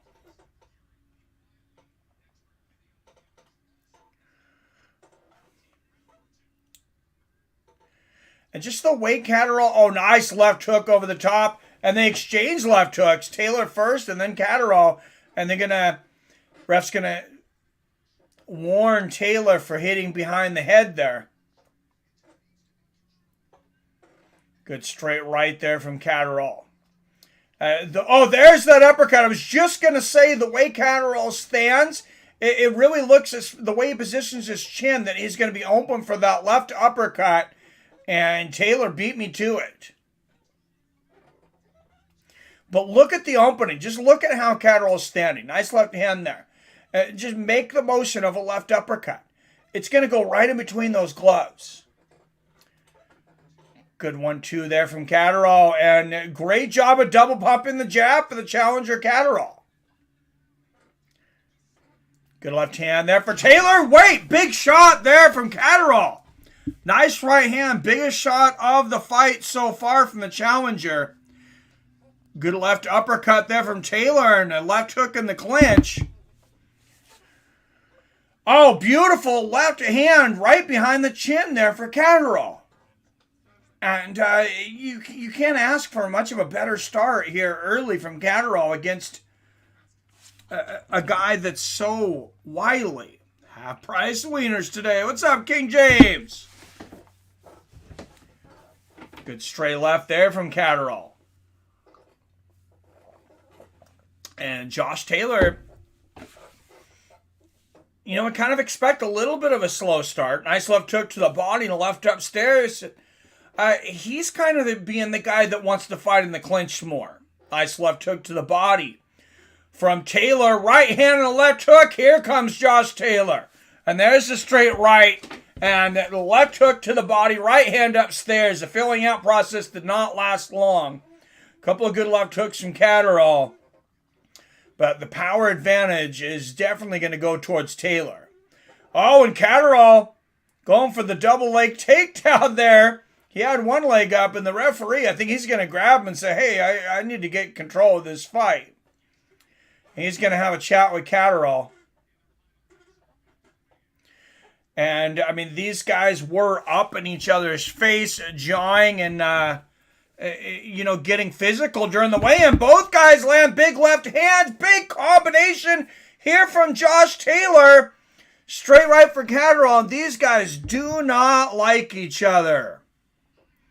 Pick up his leg. Yeah, he did. That was a couple of MMA moves. Earlier, Josh Taylor with the underhooks throwing Catterall into the ropes. And now Catterall, okay, he's going for the double leg. It's not like these guys are former MMA fighters. You've seen Chad Mendez at BKFC and bare knuckle last week. Seemed to have a little MMA flashback. Went for a flying knee, but these guys aren't MMA fighters.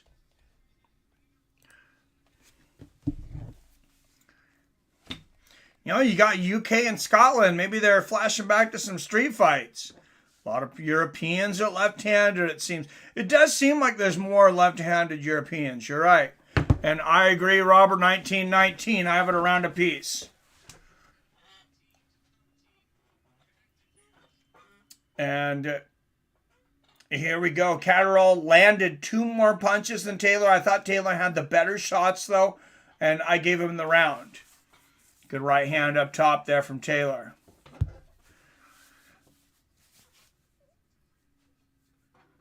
Now, Catterall looks very calm in front of this crowd, especially for his first. There's that left uppercut, though. And a good left hook to the body for Taylor. Another one. Especially for his first world title fight, though.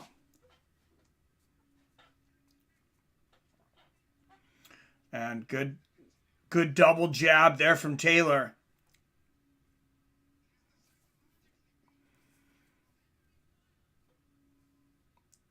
And Catterall, I'd like to see Catterall keep that Left hand a little higher if he's going to stand that way. Like I said, I just think he's going to keep getting caught with that left uppercut. And you could see Josh kind of loading up, kind of ducking down so he can come up like Balrog in Street Fighter or something. And they've taken a lot of timeouts. This is pretty unusual, which is screwing up my time clock. It's actually 10 seconds off. We're at 143, 142, 141, 140. Good exchange there.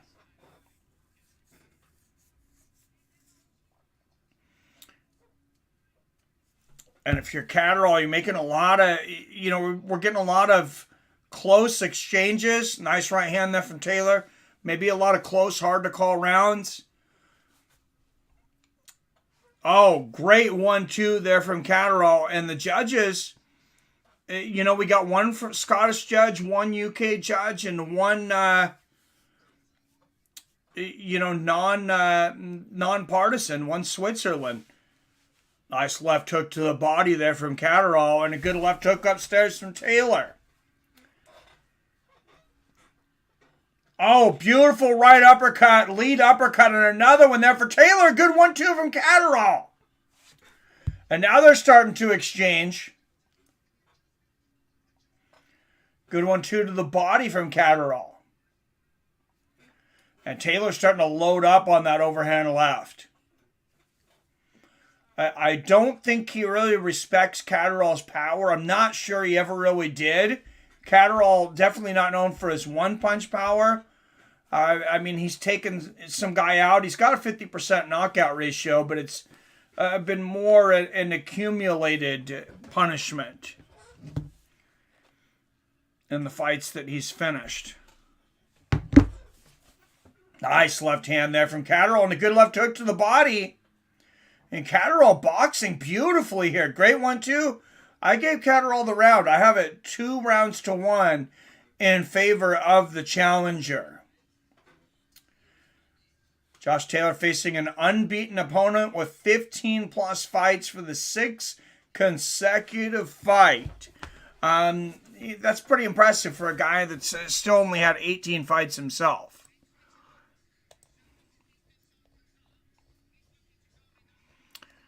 But like I said, I think he does have a deficit here.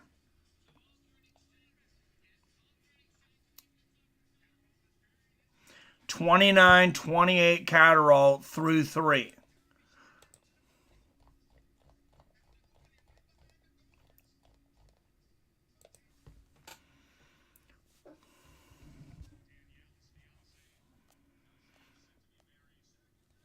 And Taylor's fiance screaming there in the crowd.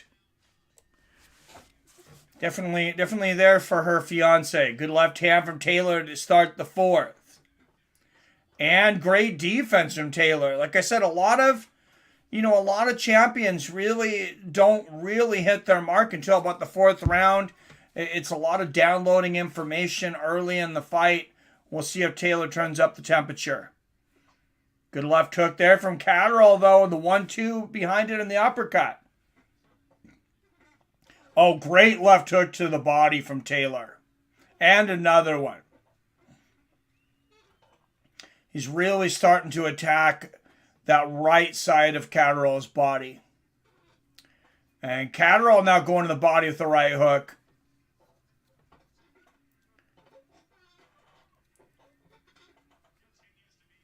And great exchange there. And Robert agrees with me. I also have it 29-28. I don't ever remember a fight that they've stopped the clock so many times so early.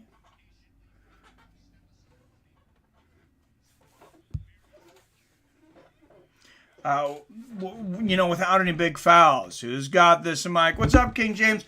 I gotta favor the champion, Taylor. Catterall definitely got a great chance, though. Nice straight right there from Catterall. Be interesting to see what the live odds are now. Good right hook from Taylor. Taylor come in a minus 1,300 favorite. I have him down 2-1. All right, Robert's calling an upset. It would be a huge upset. Nice 1-2 there from Taylor, and defense on the other side. Good left hook. Defend yourself at all times. There was no clinch there.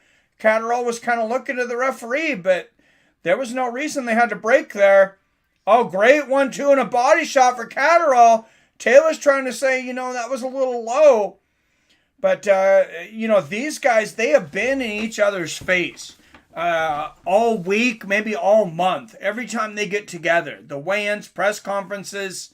Nice left hand for Josh Taylor. They've almost broke into a brawl several times leading up to this fight. Good straight right there from Taylor. And actually, I believe Catterall did start picking Taylor up at the weigh-in. 4-punch combination from Catterall. Great left hook there from Taylor. But if you put money laid on Catterall, you got 8-1 odds. He was a plus 800 underdog right before this fight got underway. And he might be about to go up 3-1.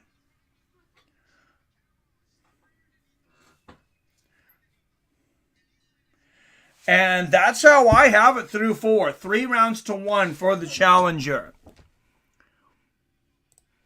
Still very early in this fight, but, if you're Josh Taylor's corner, there's got to be a little bit of urgency setting in, saying, hey, you can't be giving up these rounds against a slick boxer.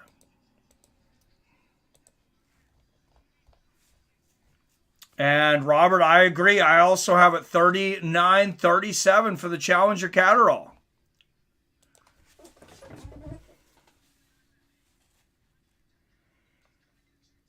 At this weight, everyone looks good early.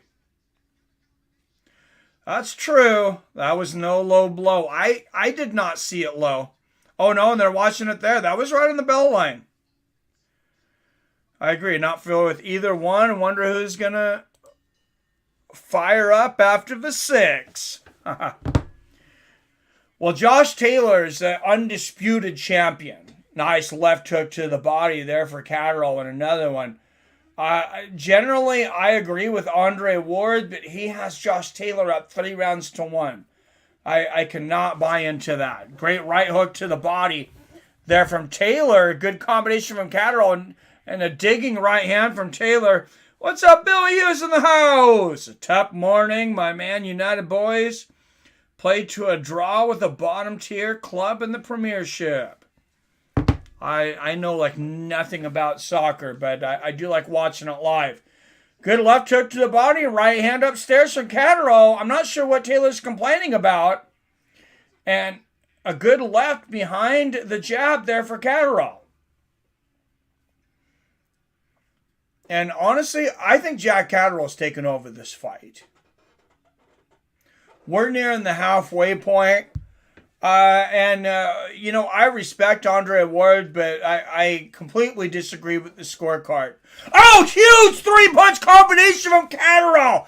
Biggest shot of the fight. There from Jack Catterall and another one, too. And he is beating Taylor to the punch.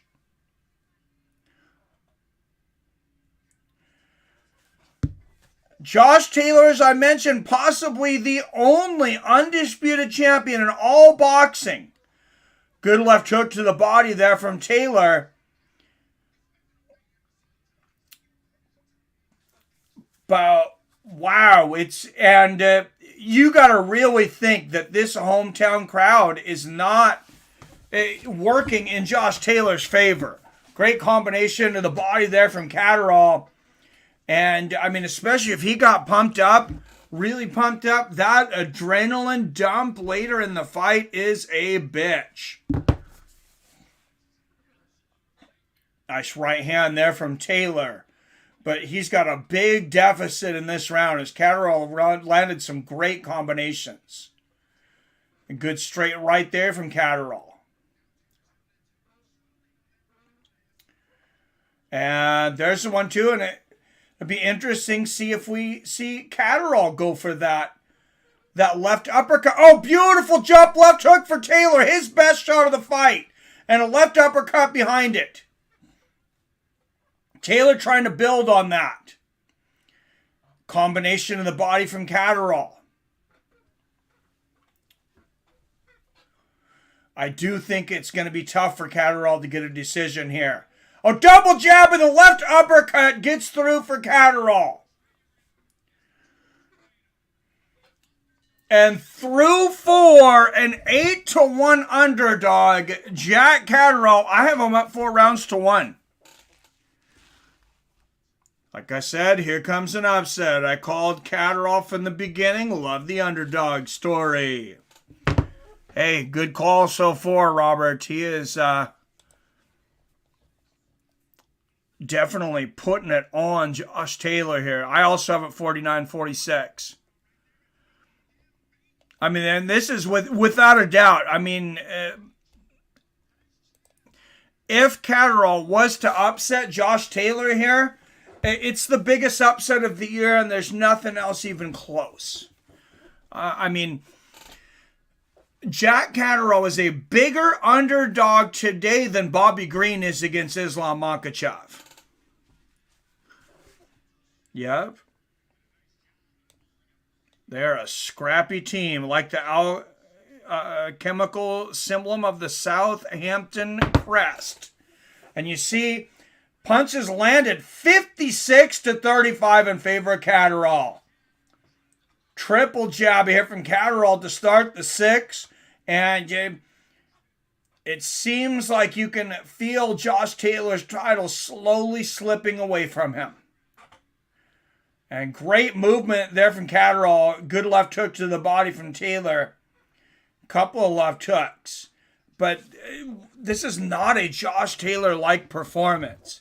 We're not seeing the flashy boxing we usually see. We're seeing a lot of dirty boxing. Nice left hook there. That might have been behind the head again. And Taylor has looked to the referee several times to call fouls on Catterall, but it's Taylor, I believe, that's landed, had the more fouls. Nice right hook there from Taylor. And there's some great head movement from Taylor. And a good combination. Taylor wants to change where this fight has been being fought, because he's getting eaten up on the outside from Catterall.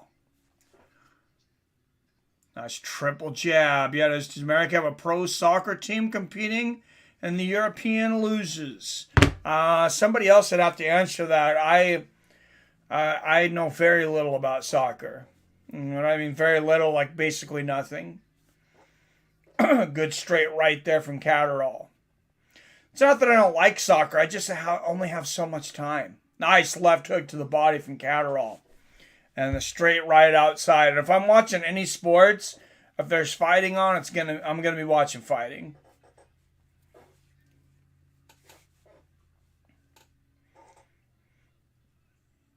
Until, of course, March Madness, which is coming up.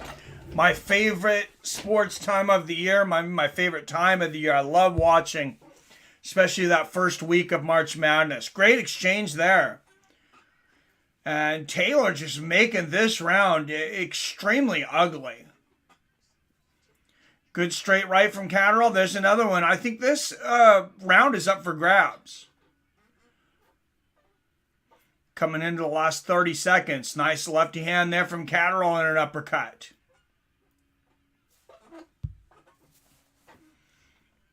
And, great left hand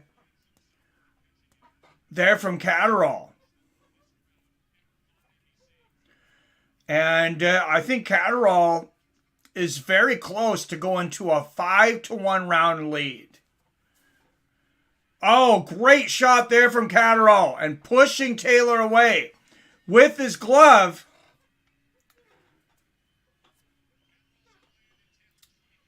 Wow. I am absolutely stunned. Absolutely stunned right now. Man is owned by the Glazier family and the LA Rams owners own Arsenal. Glazier, the guy that owns the Buccaneers, right? Tampa Bay Buccaneers football team. All right. 4 rounds to 1 through 5.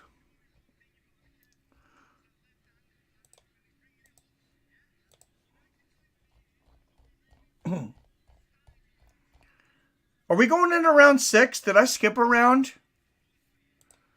It seems like I did. Are we going into 6 or 7? I was thinking that it was 5 rounds to 1, too. You're right, it is round 7. Okay, I accidentally skipped a round. And 10-3 for Catterall in the last round. And I also have a 59-55. Andre Ward has also given Catterall the last 2 rounds. He has it tied at 57-57. And live wagering has moved in favor of Catterall. Taylor was a minus 1,300 coming into this fight. Beautiful left hook and a right uppercut from Taylor. There's a left hook to the body and a left hook upstairs. Taylor turning up the heat here in the 7th. He's got to feel this one slipping away. Nice left hook there from Taylor. A little bit of holding and hitting there. We'll see if the referee calls him on it. Not quite. He just kind of barely had a little sneaky underhook there. And great defense there from Taylor, ducking underneath that. Taylor may be calming down a little bit. Maybe he did have a lot of nerves in front of the home crowd here. He seems to be settling down. Good straight right from Catterall.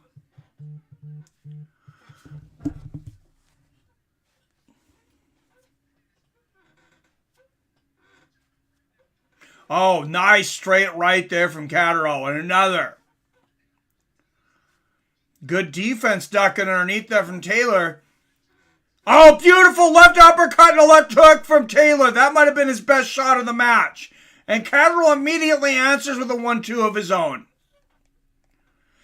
Like I said, I have been worried since early about the way Catterall stands with his chin up, that he's susceptible for that left uppercut from Taylor. And it has found the spot several times here.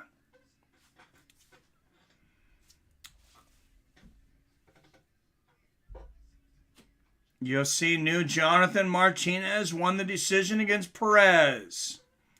Thank you. I played UFC 4 career mode. I'm up to number 8 in the world. Knocked out Rockhold in last fight. Game is fun. I'm going to have to play against you, Billy. You're on Xbox, you said, right? Nice right hand there from Taylor. And a good left hook in the clinch. Jump right hook from Taylor. Very close round here. Nice right uppercut from Taylor. I mean, he is holding and hitting. And the referee keeps talking to Catterall. But, I mean, Taylor, if anybody's ever holding and hitting in a fight, it's been Taylor. There's a left hook in the clinch. There from Taylor. He's warning Taylor about hitting behind the head. Good left hook from Catterall, and I gave that round to Josh Taylor. I have it 5 rounds to 2 in favor of the champ.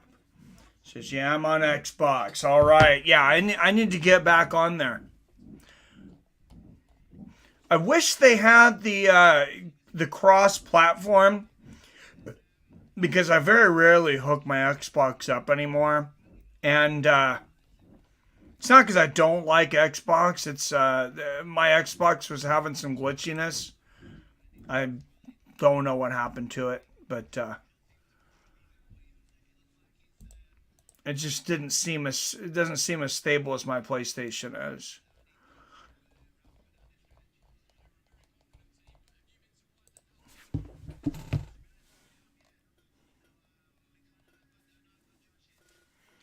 $68-66 Catterall. I agree, Robert. All right, through 7. Can Taylor erase this deficit and defend his championship, or will there be a new champion? And there they are stopping the clock again here. I'm going to start the clock a little late because I think they're just going to keep stopping the clock. You shall see total punches landed. 77-44 in favor of Catterall. But 1-2 from Taylor landing, and then the defense on the other side. Left uppercut and a left hook to the body from Taylor. It is clear where Taylor wants to fight this, and that's in the clinch. Nice left hand in the clinch there from Taylor. Both guys dig into the body of the combinations. Beautiful combination from Taylor upstairs. That's a slip. No, they're saying that's a takedown. That's a knockdown. Catterall knocks Taylor down here in the 8th.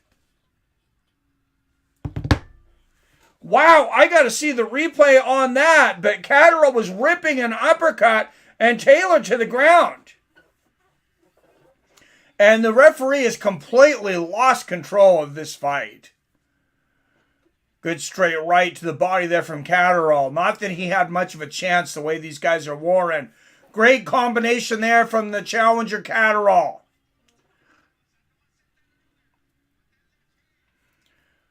One, two there from Catterall.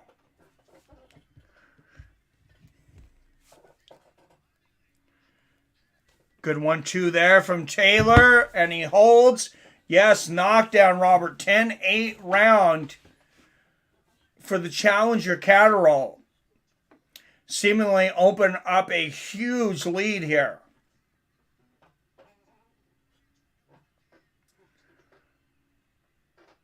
Good straight right there from Taylor. And good defense ducking under that left from Taylor.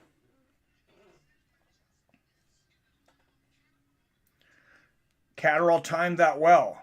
Oh, beautiful 3-punch combination from Catterall. The 1-2 and the uppercut, then digging to the body. Oh, nice straight right there from Catterall. Big 1-2. Oh, and Taylor hits Catterall. Left hook, and they're both landing. Both guys, what a dirty fight now in exchange. Big left hook from Taylor. And a lot of holding, a lot of tackling,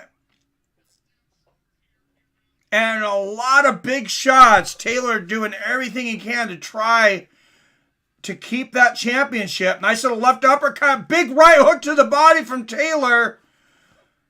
That made this crowd erupt, but Catterall comes back with a 1-2 of his own.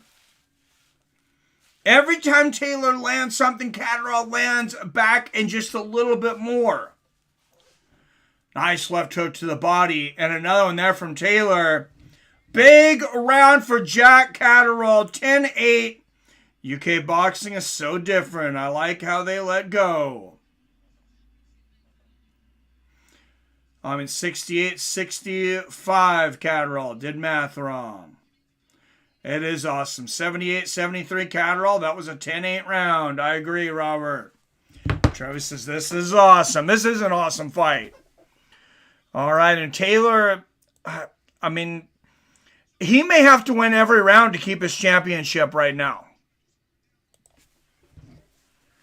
Sounds like a good fight. Wish I had eyes on. It's on ESPN Plus if you have it, King James. Or on Sky Sports if you're over in the UK. Or Europe, I guess, not just UK. I think Sky Sports is all over Europe. All right, 14 watching, and what a fight it is. Pre-fight odds, the champion Taylor was a minus 1,300 favorite. Catterall was a plus 800. Jack Catterall, now on the live odds, a favorite on every major betting outfit. Nice 1-2 from Catterall on the right. Left uppercut from Taylor on the straight right. Big 1-2 from Catterall. And Josh Taylor, I mean, obviously in the fight of his life right now.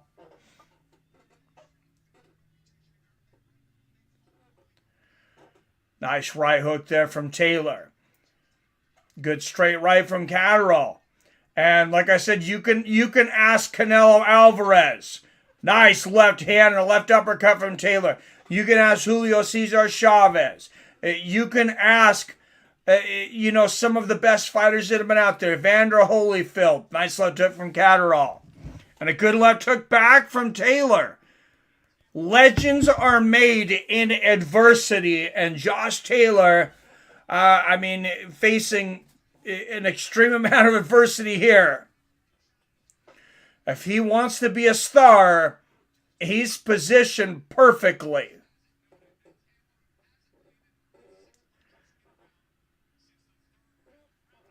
Good straight right there from Taylor.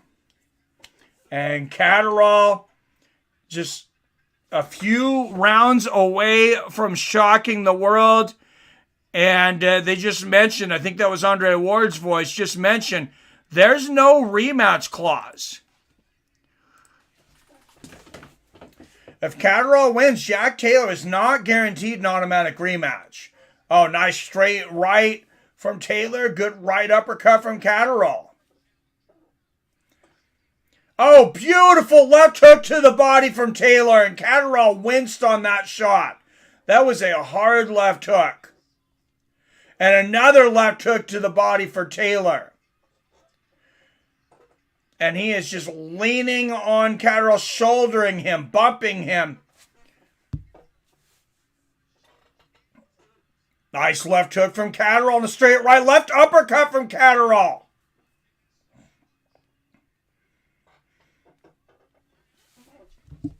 There was bad rev, and Taylor threw a shoulder thinking he's in MMA. Oh, he's throwing a lot of shoulders.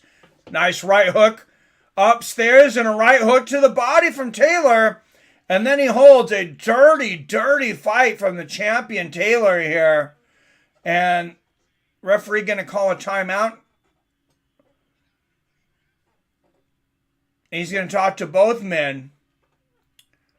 I mean, you guys tell me what you think, but, I think that the more egregious dirty fighting has been from the champion Taylor.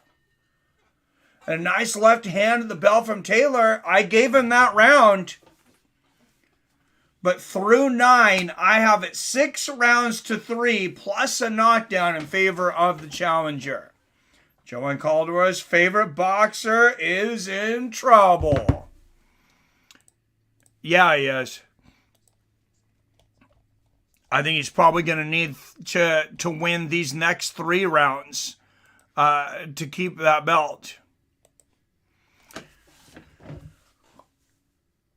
Championship rounds are upon us. I said this is where legends are made, late in fights. CompuBox, Catterall has outlanded Taylor almost 2-1, 96-56. Plus the knockdown. Taylor has outlanded him only in body shots. And there's a beauty of a left hook to the body from Taylor and a straight right upstairs. The good thing for Taylor is boxing is judged by rounds and not by overall strikes scored. And Taylor getting another warning from the referee that every time the referee talks to Taylor, the crowd boos, but he cannot let that affect him. Good straight right there from Josh Taylor. And you got to wonder if Catterall's losing a little bit of steam here. Great right hook to the body from Taylor, and Catterall immediately clenches afterwards. Some of the best shoulder rolls were perfected by boxers, absolutely. It's like a heavyweight fight with all the grappling. Yeah, you're not joking there, Trevi. Oh, nice right hand there from Catterall. And the right uppercut. And he said, usually I'm on point with Andre Ward, even with the knockdown. Andre Ward has it 85-85. Andre Ward is smoking crack tonight.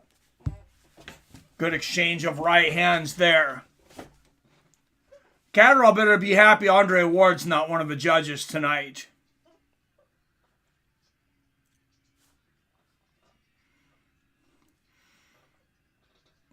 Oh, are you kidding me? A little pusher, and they're going to take a point away from Catterall after all of the fouling from Taylor throughout this fight. The referee is taking a point away from Jack Catterall. That is a fucking robbery. That is embarrassing, and that referee should be thrown out of the building right now. Fucking disgusting. I am absolutely disgusted by this move from this referee.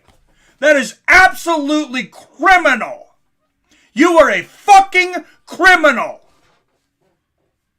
A fucking criminal. And he's getting in Catterall's face again. He's talking to Taylor, but he is not taking a point away. Somebody grab this ref right now and arrest him. Jumping right hook upstairs and a right hook to the body. But referee, you do not decide the fucking fight.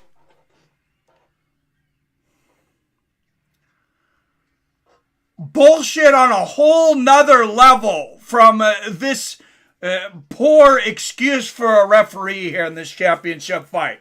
Absolutely unexcusable. And more holding and hitting from the Scottish favorite, Josh Taylor. But he knows this referee's not going to take a fight because he's in his fucking pocket. How much money did you take, McDonald? Right uppercut here from Catterall. And a left hook upstairs. You're a fucking criminal.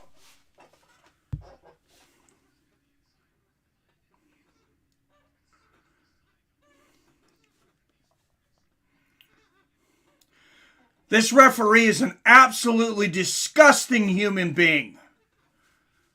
A right hook to the body from Taylor. And a beautiful left uppercut from Taylor. The left hook lands from Catterall.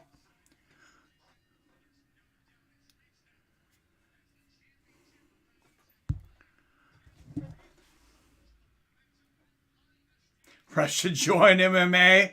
I'll have to watch it back. Both 30. I don't know if that's UK style or Taylor threw a headbutt. Did you point that out? Yeah, I threw a headbutt. He's been holding and hitting the whole damn fight.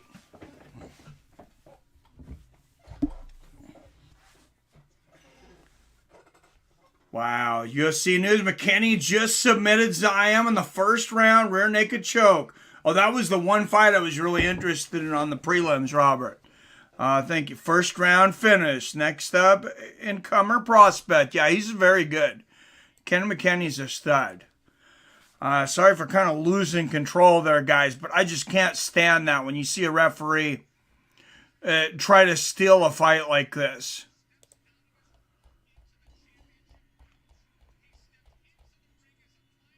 Absolutely disgusting, in my opinion. And the referee is going to talk to Josh Taylor here. What are they?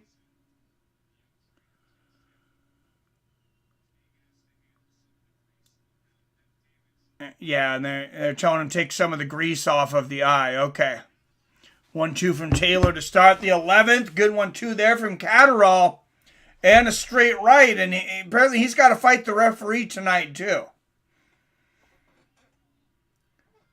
Great straight right there from Catterall.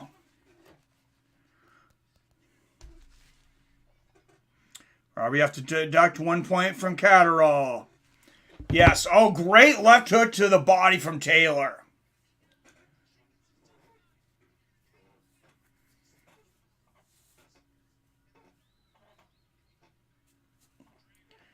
Wow, good 1-2 there from Taylor. Last 8 fights, Josh Taylor has averaged 15 strikes landed per round. Tonight he's averaging 7. Good double jab there from Catterall.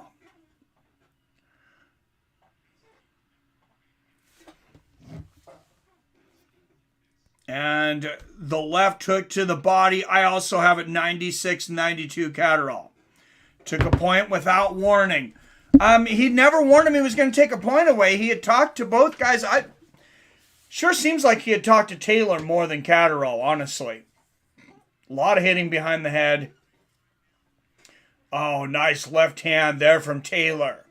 I will say Catterall had maybe the most egregious foul of the fight up to that point when he grabbed Taylor's leg, though.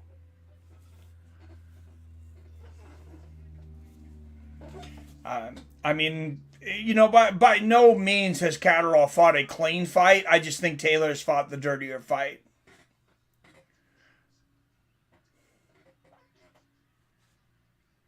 Nice left hook to the body from Taylor. Catterall lands with one of his own. And another close round here.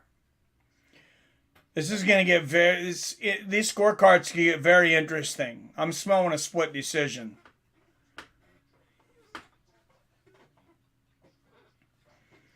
Another good left hook to the body from Taylor. Catterall's got to be active here. It's not that Taylor's doing a lot in this 11th round. Catterall's done almost nothing this 11th. I think he's taken the round off to have a burst of energy for the 12th, but I don't agree with this.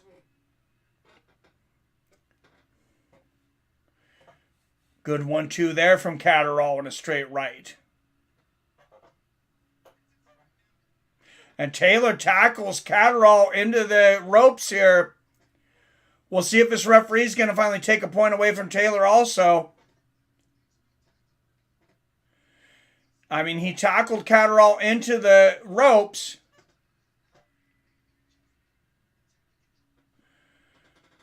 And he still will not take a point away from Taylor to match the point taken away from Catterall.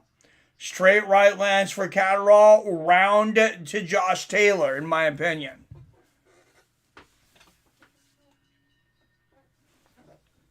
Good exchange there. 15 rounds would have been rad. No, 15. There's no 15-round fights anymore. It's literally illegal now.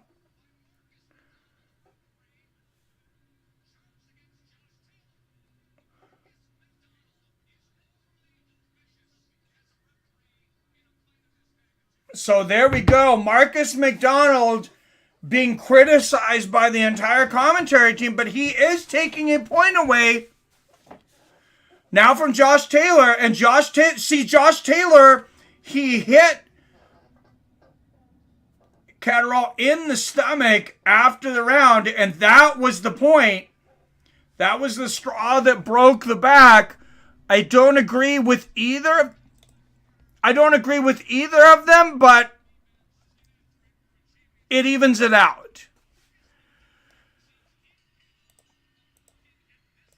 Wow, and this commentating crew has said what I just said. He said that Marcus McDonald is incapable of refereeing at this level. That I agree with. Straight right there from Catterall, right hook to the body from Taylor. But I am happy that they made it even.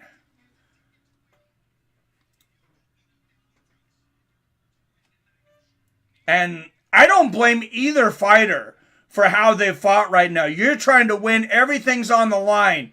Right, left hook there from Catterall to the body. And this could be a big round. Nice straight right there from Taylor. We don't know how close these judges have it. And Taylor doing everything he can to fight his way. You see, you got Andre Ward. A good thing he's not a judge tonight. He's got Taylor 104, 102 ahead. I vehemently disagree with that. Well, his scorecard, he gave Taylor a 10-8 round. His scorecard's incorrect. Did I just see that correctly? I believe he gave Taylor Catterall's knockdown. Maybe I looked at that too quickly. Marcia Donald, enjoy calling your last round ever as a referee. Yep, good straight right there for Taylor. Trevi says he's got it all tied up. Catterall's been backing up. He's definitely not been as tough these last 3 or 4 rounds. Catterall's lost a lot of his steam. Good left hand there from Catterall, straight right from Taylor. And a lot of these rounds are very close. Oh, good right hook to the body there for Taylor. Is he 60 seconds away from losing his championship? Will we have a new champion or will we have end still? Oh, beautiful left hook upstairs from Taylor. And Taylor's swinging for the fences. He does not want to leave it to the judges. And a right hook to the body from Josh Taylor. And I know Josh Taylor is a very emotional fighter. Beautiful left uppercut and a right hand from Catterall. Neither man wants to give an inch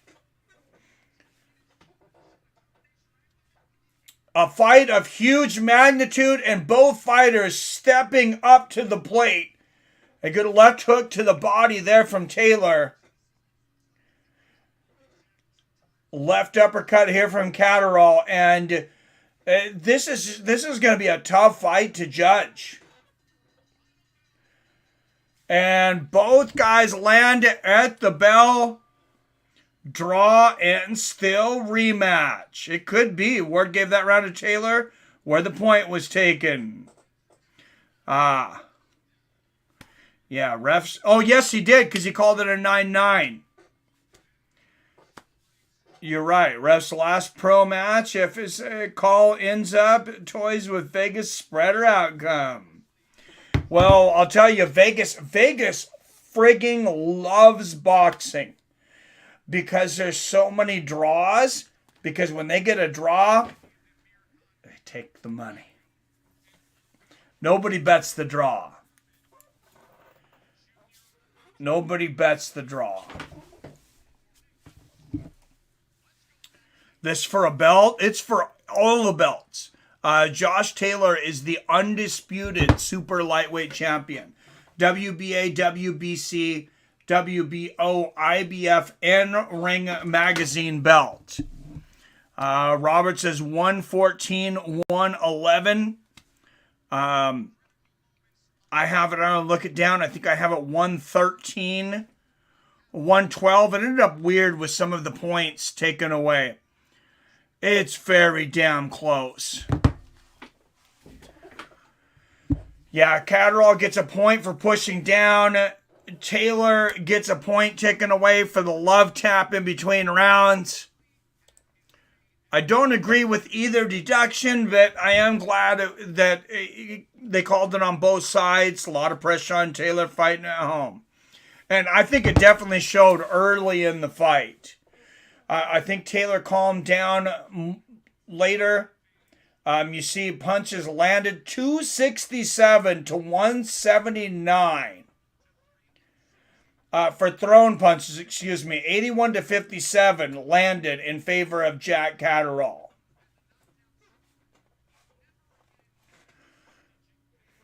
So, but Catterall slowed down a lot in those last 4 rounds. Chap keeps strap with draw. I would not be surprised with a draw. But you cannot forget about the knockdown.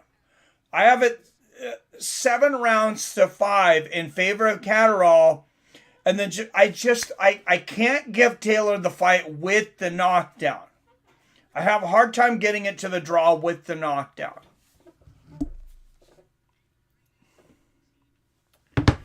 So we'll see. I mean, there's going to be a lot of upset bettors if they put down plus 800 on Jack Catterall. And I got to say, that was tempting. I looked at it. I almost made the drive to the casino. I was like, man, those are some pretty crazy odds. I have 8 rounds to 4, Catterall. Well, I'm just 1 point behind you, Robert. And then, like I said, the knockdown on top of it. I really feel like Catterall won this fight, but there were a lot of close rounds. After becoming an MMA junkie, I have followed boxing as close. Yeah, me either, King James. Just the big fights. I have started to get back into it later, though. Lately, I've always been a big boxing fan. I never stopped being a boxing fan. I just got more into MMA. All right, guys, we're going to get some sound here.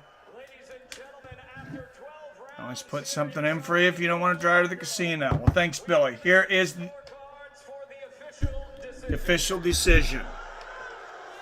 Howard Foster scores the bout 113-112 Catterall. 113-112 Catterall. Ian John Lewis scores the bout 114-111 Taylor. 114-111 Taylor. So we have a split decision. That was the Scotland judge. 113-112. There will be a winner. Split decision. And still And still your reigning undisputed champion, Josh Taylor, by 1 point. And this one's going to be disputed all week. Josh Taylor moves to 19-0 with 13 knockouts in front of his home crowd. 2 113, 112s, a 114, 111 from the home judge. That was last to be read, and the crowd roars. An incredible fight. Catterall was the dirty fighter. Taylor responded. I think you're trolling me, Trevi. I think you're trolling me. I think you were trolling me on that call-in the other day too. I think you're a troll, man. I had a draw. Watch it back. Very entertaining. Oh, okay. I see what you're saying. Okay. Your immediate thoughts. I would be with you on the draw, except for I can't get the math to a draw with the knockdown. That means that you had to have given Josh Taylor 7 of 12 rounds, and I can't see it. I can't see it. I can't get to 7. I can get to a draw without the knockdown, but I can't do the math to get to 7 rounds. Taylor's the dirtiest fighter I've seen in a while. Yeah, I agree, Robert. And both guys fought dirty. I don't blame either fighter for the way that they fought. That's the referee's job to keep the fight under control. And I think, he redeemed himself a little bit to me, the referee, when he took the point away from Josh Taylor. I think the magnitude, maybe he realized he made a mistake. And when Josh Taylor came by and hit Jack Catterall after the bell, significantly after the bell, yeah, it was kind of a love tap, but it was uncalled for. Maybe he just hasn't judged it at that level. I felt that he redeemed himself a little bit, taking the point away from Josh Taylor and evening it up. Like I said, I would not have taken a point away from either guy, especially not without better warnings. I play devil's advocate, not a troll. Okay. Fair enough. 6 rounds I watched, Taylor was the dirtier fighter. UFC Nunez versus Pascal. Y'all don't understand England versus Scotland. Well, and like I said, that's why I wasn't surprised. Coming up next, switch to UFC Mike. Oh, Josiane Nunez, not Amanda. Yeah, no, I knew Amanda Nunez wasn't fighting. I'm interested to see what Jermaine Taylor had to say about this. But yeah, I've gotten frustrated in the past with boxing too, Robert. Ref may have had an impossible job. That's a really tough fight to judge. I agree with you on that, Trevi. And Jermaine Taylor, he's saying this fight would have been much different if the ref wouldn't have gotten involved in the scorecard. But he evened it out. He took a point away when he shouldn't have, and he evened it out. I don't think that the referee necessarily had the biggest part in this. That was my biggest problem with him, was taking the point away from Catterall when I felt that Taylor had been a more dirty fighter. He evened it up. I'm not going to say I'm happy with the ref. I'm not going to say he did a great job, but I do think he evened it out there at the end. All right, and I will switch over to UFC. That's funny. I see a thing that says this was the XFL. Not trying to change the subject away from fighting, but you got to wonder if the XFL, if they would have lasted a little longer if they wouldn't have gotten shut down. You know, the pandemic kind of started right at the beginning of that league coming back. Catterall looked like a Mayweather win, but I like Taylor against other top-level guys. Catterall countered well. Ref went to business for himself, period. All right, back to UFC.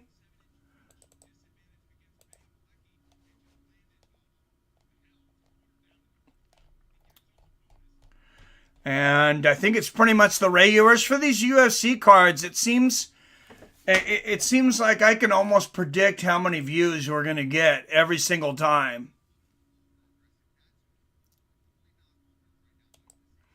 And it's kind of why I've made sure lately to do other things outside of UFC. BKFC performed very well. Eagle FC was the best showing we've had in a really long time. Actually beat even current UFC pay-per-views. Josie on Nunez 7-fight win streak. And I think that's just... The bare knuckle was, I don't think a lot of other people thought to cover it against the UFC. So the competition was probably not there. XFL is owned by The Rock now and are officially going to be minor league for NFL. Agreement was made this week. Really? That's a better move. To partner with the NFL as a minor league, perfect. That's a substantial business move. I'm not happy with The Rock right now, but that's a substantial business move. That's a whole nother thing. Because I don't like it when people aren't loyal to their friends. Eagle SC was a lot more competitive than I said. That was a good card. Ramona Pascual taking on Josiane Nunez. All right, Nunez 67-inch reach. Going to be 1 inch longer reach, even though she's 5 inches shorter. There's some long arms for a 5'2" fighter. All right, here we go. Representing Hong Kong, she is a plus 185 underdog. 6'2" as a professional, Ramona Pascual.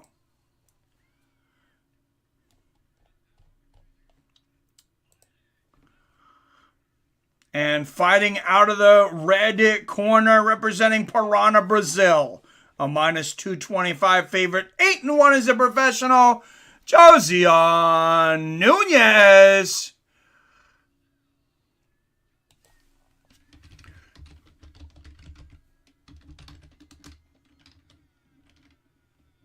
All right, guys. And actually, I'm going to have to cut this stream and come right back with UFC. Because I got to change the thumbnail and the metadata. So I apologize. I hope everybody will come right back. But we won't get to this, probably this whole fight or maybe any of it.